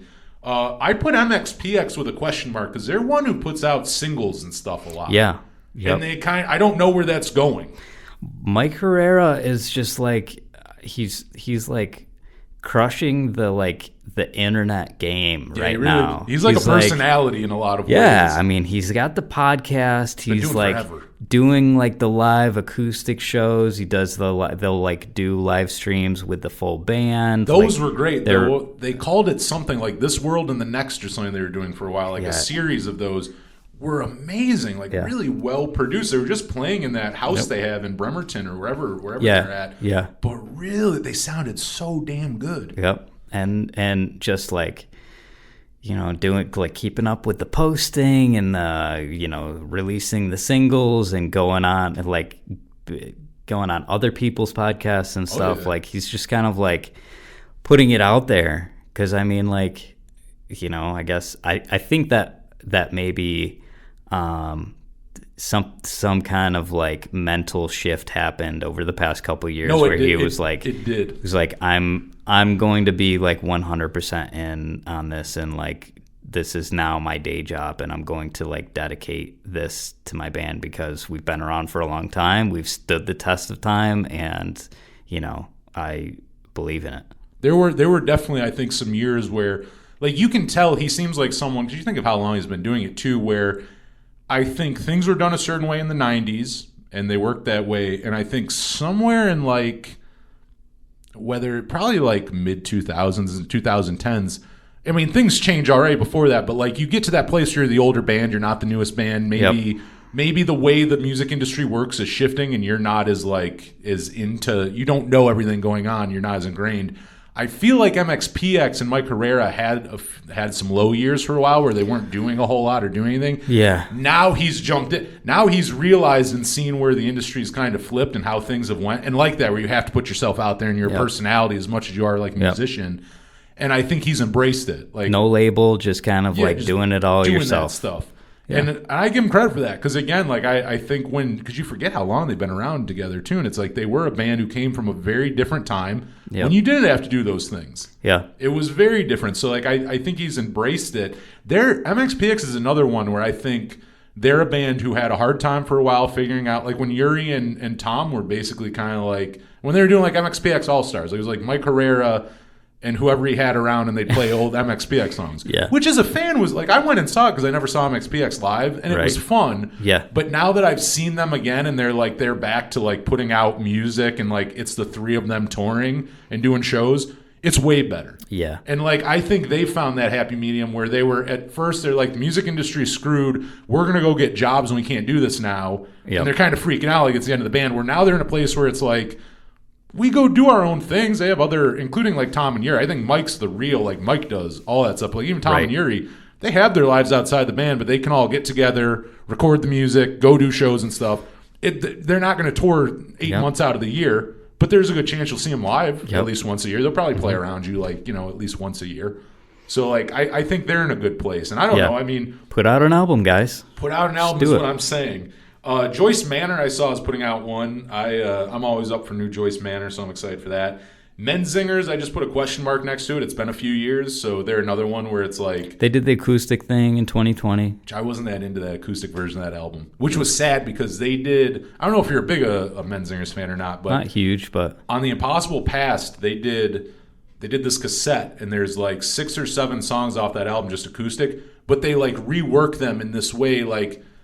like lo-fi indie might be the best way to put it. Like it still sounds like Menzingers, but it sounds different though too. I don't know. It's terrible. I just told you it sounds like it and it doesn't sound like at the same time.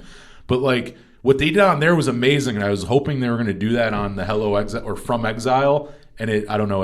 I listened to it like once, and it just wasn't anything I went back to. Yeah, and they've done it in the past, and it worked really well. Reimagined songs. This time, I wasn't that into it. Yeah, I think I don't know. I like there were certain songs that I really liked on the original album, Hello Exile, and then it's From Exile. From Exile is the acoustic one. So yeah, I think it was just like I already liked the original song, and it's a well written song with a good chorus. Yeah, and so the acoustic song still has that. So also it's nice. Can I throw in, and it's really, again, this is me taking liberties and throwing kind of a conspiracy out there.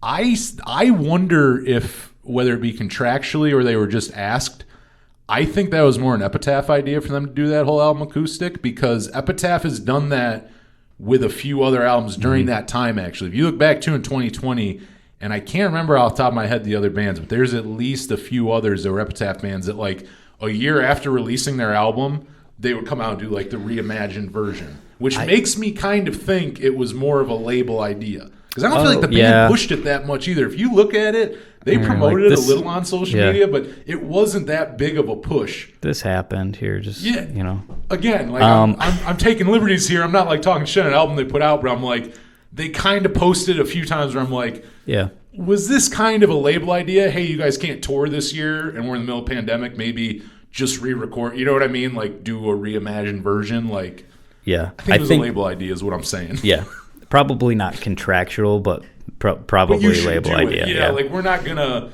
We strongly suggest you should do you this. Do this for money. Yeah, you should do this thing for money. For the exchange in money. Yeah. But I am excited though. Greg, one of their singers, obviously, but he's about to put out his first acoustic album or his first solo album, I think next month, and I'm excited for that. He has one song out right now, and I really like it. I mean, it's singer-songwriter. It sounds like what you would think a solo album from one of the guys from the Menzingers would sound like. Yep. At least the one song. I'm going off one song that's out, but I really like it. Cool. I think if you're into what the Menzingers do, it seems like it's going to be fun. Nice. But those are my anticipated for 2022. As we close up here, I mean, for you, do you have any plans like art, music? Is there anything you like? Any goals for 2022? I should say, or just gonna kind of see what comes up. Goals, I guess, probably try to what all I can do is like I think 2020 and 2021. It was like, okay, so here's these grand, expectations for myself, and then here's what reality is, and then here's what your mental health is doing, and so let's compromise and meet where there's absolutely nothing done. So 2022, so 2022 is more of just kind of like trying to, when you focus on the positive things and you try to it's like when you're on an airplane and they're like, you got to put the oxygen on yourself before helping your neighbor, helping a child. If you can't help yourself, then like everything else just kind of doesn't work. So it's more of like do those quality mental health things, and everything will follow, because I've always got ideas, I've always got plans, and like all these really big ideas for different projects and stuff, whether it be music or art. But it just comes down to like, am I mentally and physically capable of actually doing these things, and am I going to be critical of myself if I can't get those done? Yeah. So, you can't be so hard on yourself. So after a while it becomes bad. Exactly. You beat yourself up too much. It's as bad as like just not doing the thing at all, or just like half-assing it almost. Yeah. Like you're almost as just a bad situation. Yeah. And in a perfect scenario, release the EP that I've got completely written. Nice. I'm like, I'm really tempted to just like kind of contact a studio and be like, okay, so I want to come in and record these like 6 or 7 songs. I've got them all written, all the parts are written and everything. Just come in, bang them out. But then at the same time, I'm like, this is going to be a lot easier if I just recorded it myself, because then I can kind of like be able to process like each part and not feel so focused on like, okay, well, I've got to get all of the bass tracks recorded today. Yeah. Now I've got to get all of the guitar tracks, which is 3 guitar tracks per song in a single day or like 2 days or whatever. Like, it's just a lot. And also, by the way, you have to do the most perfect version of this. So it's just like, and I've just kind of gotten accustomed to like recording at home. So I think, I'll test that out. We'll see what happens. And then art, I just released a 2022 bird calendar. So this looks awesome. I got one for Christmas. They look awesome. Thank you for picking that up. You can check them out on my Etsy page. They're on, or you can find me on Instagram, Joseph Grice Art. You just kind of search that. You can Google search it, and it'll probably come up with something that'll link you to that. And just doing more art, more paintings, and stuff like that. Nice. Do you find yourself? I mean, I guess really it probably just depends like where you're at that time. But like, do you tend to do more of what, like, on a regular basis? Do you find yourself like writing music or like drawing or like whatever you do? Like, is there one that you kind of do more of the other, or does it just depend? You're kind of at the time that you're at. There was a point in time where I was doing more music than art, especially like after I graduated college, and I was like, art fucking sucks. And I hated doing it. And the only time I would do it is if somebody was like, I want a painting, here's some money, do this painting. So you would do it for fun. It wasn't out of love. Like, it's not the hobby thing. Like, I would do it for money. That's when I would do it. So yeah. Listen, I'm not doing it for the love of the game. So and that's when I was kind of like really focusing on like, that was kind of like when I joined Wake and really got into like songwriting and trying to do like daily practice, daily songwriting. Like, it was like right after college, you said? It was after, a couple years after college, and just kind of taking a break from art and really trying to like figure out what good songwriting and craft was. And so now it's more art, because art is also my job too. So it's that, and then, music is kind of like, if I've got some time to kind of play around on the guitar, or if I've got like a spare hour after I get out of work and the kid's in bed, and I can kind of like, it's not so late that I'm gonna feel like crap in the morning, and I can just like, maybe I'll lay down some bass lines, and I'll do that. But yeah, for the most part, it's art first, and then right now it's kind of music is, I love music. I listen to music every day, but as far as like recording and stuff, just where I'm at right now, it's more like long term. I'm taking the Banner Pilot approach. Got some Banner. Yeah. The next, you'll put that out the same day. You'll get a new Banner Pilot. And actually, you know what? If Banner Pilot needs a bass player for their album that they're working on, you heard those bass lines, dude? Hit me up. That's some confidence. I don't know.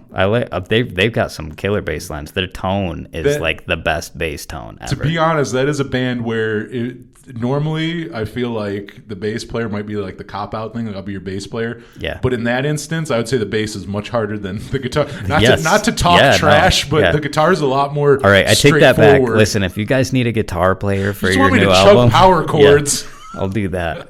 I'll do it. I'll come up with some harmonies and stuff. He, and as I'm saying because I can't think of his name off the top of my head, their bass player, my God. Yep. And Banner Pilot. Mm-hmm. And he was on a few Off With Their Heads albums too, and you can tell the albums he's on because that's that style of playing. Buzzy, it's like just kind of noodling all over the place. He noodles, and the other thing is it also I think comes in that he plays a deluxe where he has the J bass pickups and the P bass pickups. Yeah. That's what my bass has too. I just love that sound. I don't have a Fender, but I have this cheap Samick. It was my first bass. I bought for like $150 at Guitar Center, and it has both the P and J pickups, but I put some Seymour Duncan quarter pounders in it. Nice. And it's the same. It's like you just get a different tone when you have both those pickups. Like you get such a unique. Because it's punchy, but it still has that low end of a P bass. Yep. I always complain with P basses. I know it's like the standard, but I'm like, there's not enough punchiness in it. Yep. I like the punchiness of the jazz bass where it's that middle ground of a P bass and a Stingray where it's not an active bass, so it's not as punchy overly. Which I love Stingrays, but I know there's a time and place for them. Right. Whereas the blending of those two is just amazing. Though I'm sure we're losing some people might know what the hell are you talking about. If you've made right it now. this far, thank you so much. Yeah. No, as we close up here, I know you just said a few of them, but again, like people want to go find your artwork, they want to find Joey Cobra, even Wake, they want to go find that music. Yep. Like where do people go find you? Music you can find pretty much everywhere you get music. If you search like Wake No Burden, or if you search like Joey Cobra Fever Dream or something like that. If you go to Bandcamp, you can find Joey Cobra on there. You can find Wake on there. If you go to, I think it's bandcamp.com or joeycobra.bandcamp.com. Something like that. And then I've got the Wake album on there, or you can go to thisismywake.bandcamp.com. Art, you can go to josephgrice.art. Nice. Yeah. Go check that. Yeah, those calendars are really neat. I saw last year's we had. I think we got 2021 over here. Mm-hmm. But yeah, those are always neat. So people should definitely go check those out. But yeah, so that's for you. If you want to follow us at Power Chord Hour, Twitter, Instagram, Facebook, would appreciate it. New radio shows every Friday night, 10 to midnight. 107.9 WRFA in this beautiful, which shout out to them, because we always get to do the interviews in here. So like I have a studio to come hang out at and like do this show. So shout out to them. But if you want to hear the radio show, go check that out. Maybe you're listening to this on the radio show. And yeah, I guess that is it. Until next week, I think we will. I think we'll throw. I don't know what song yet, but probably after this, you'll hear a Joey Cobra song. You'll hear something. I don't know what, but something will play after this. So, fourth appearance, Joey, great talking to you. And thank you very much for listening to the Power Chord Hour.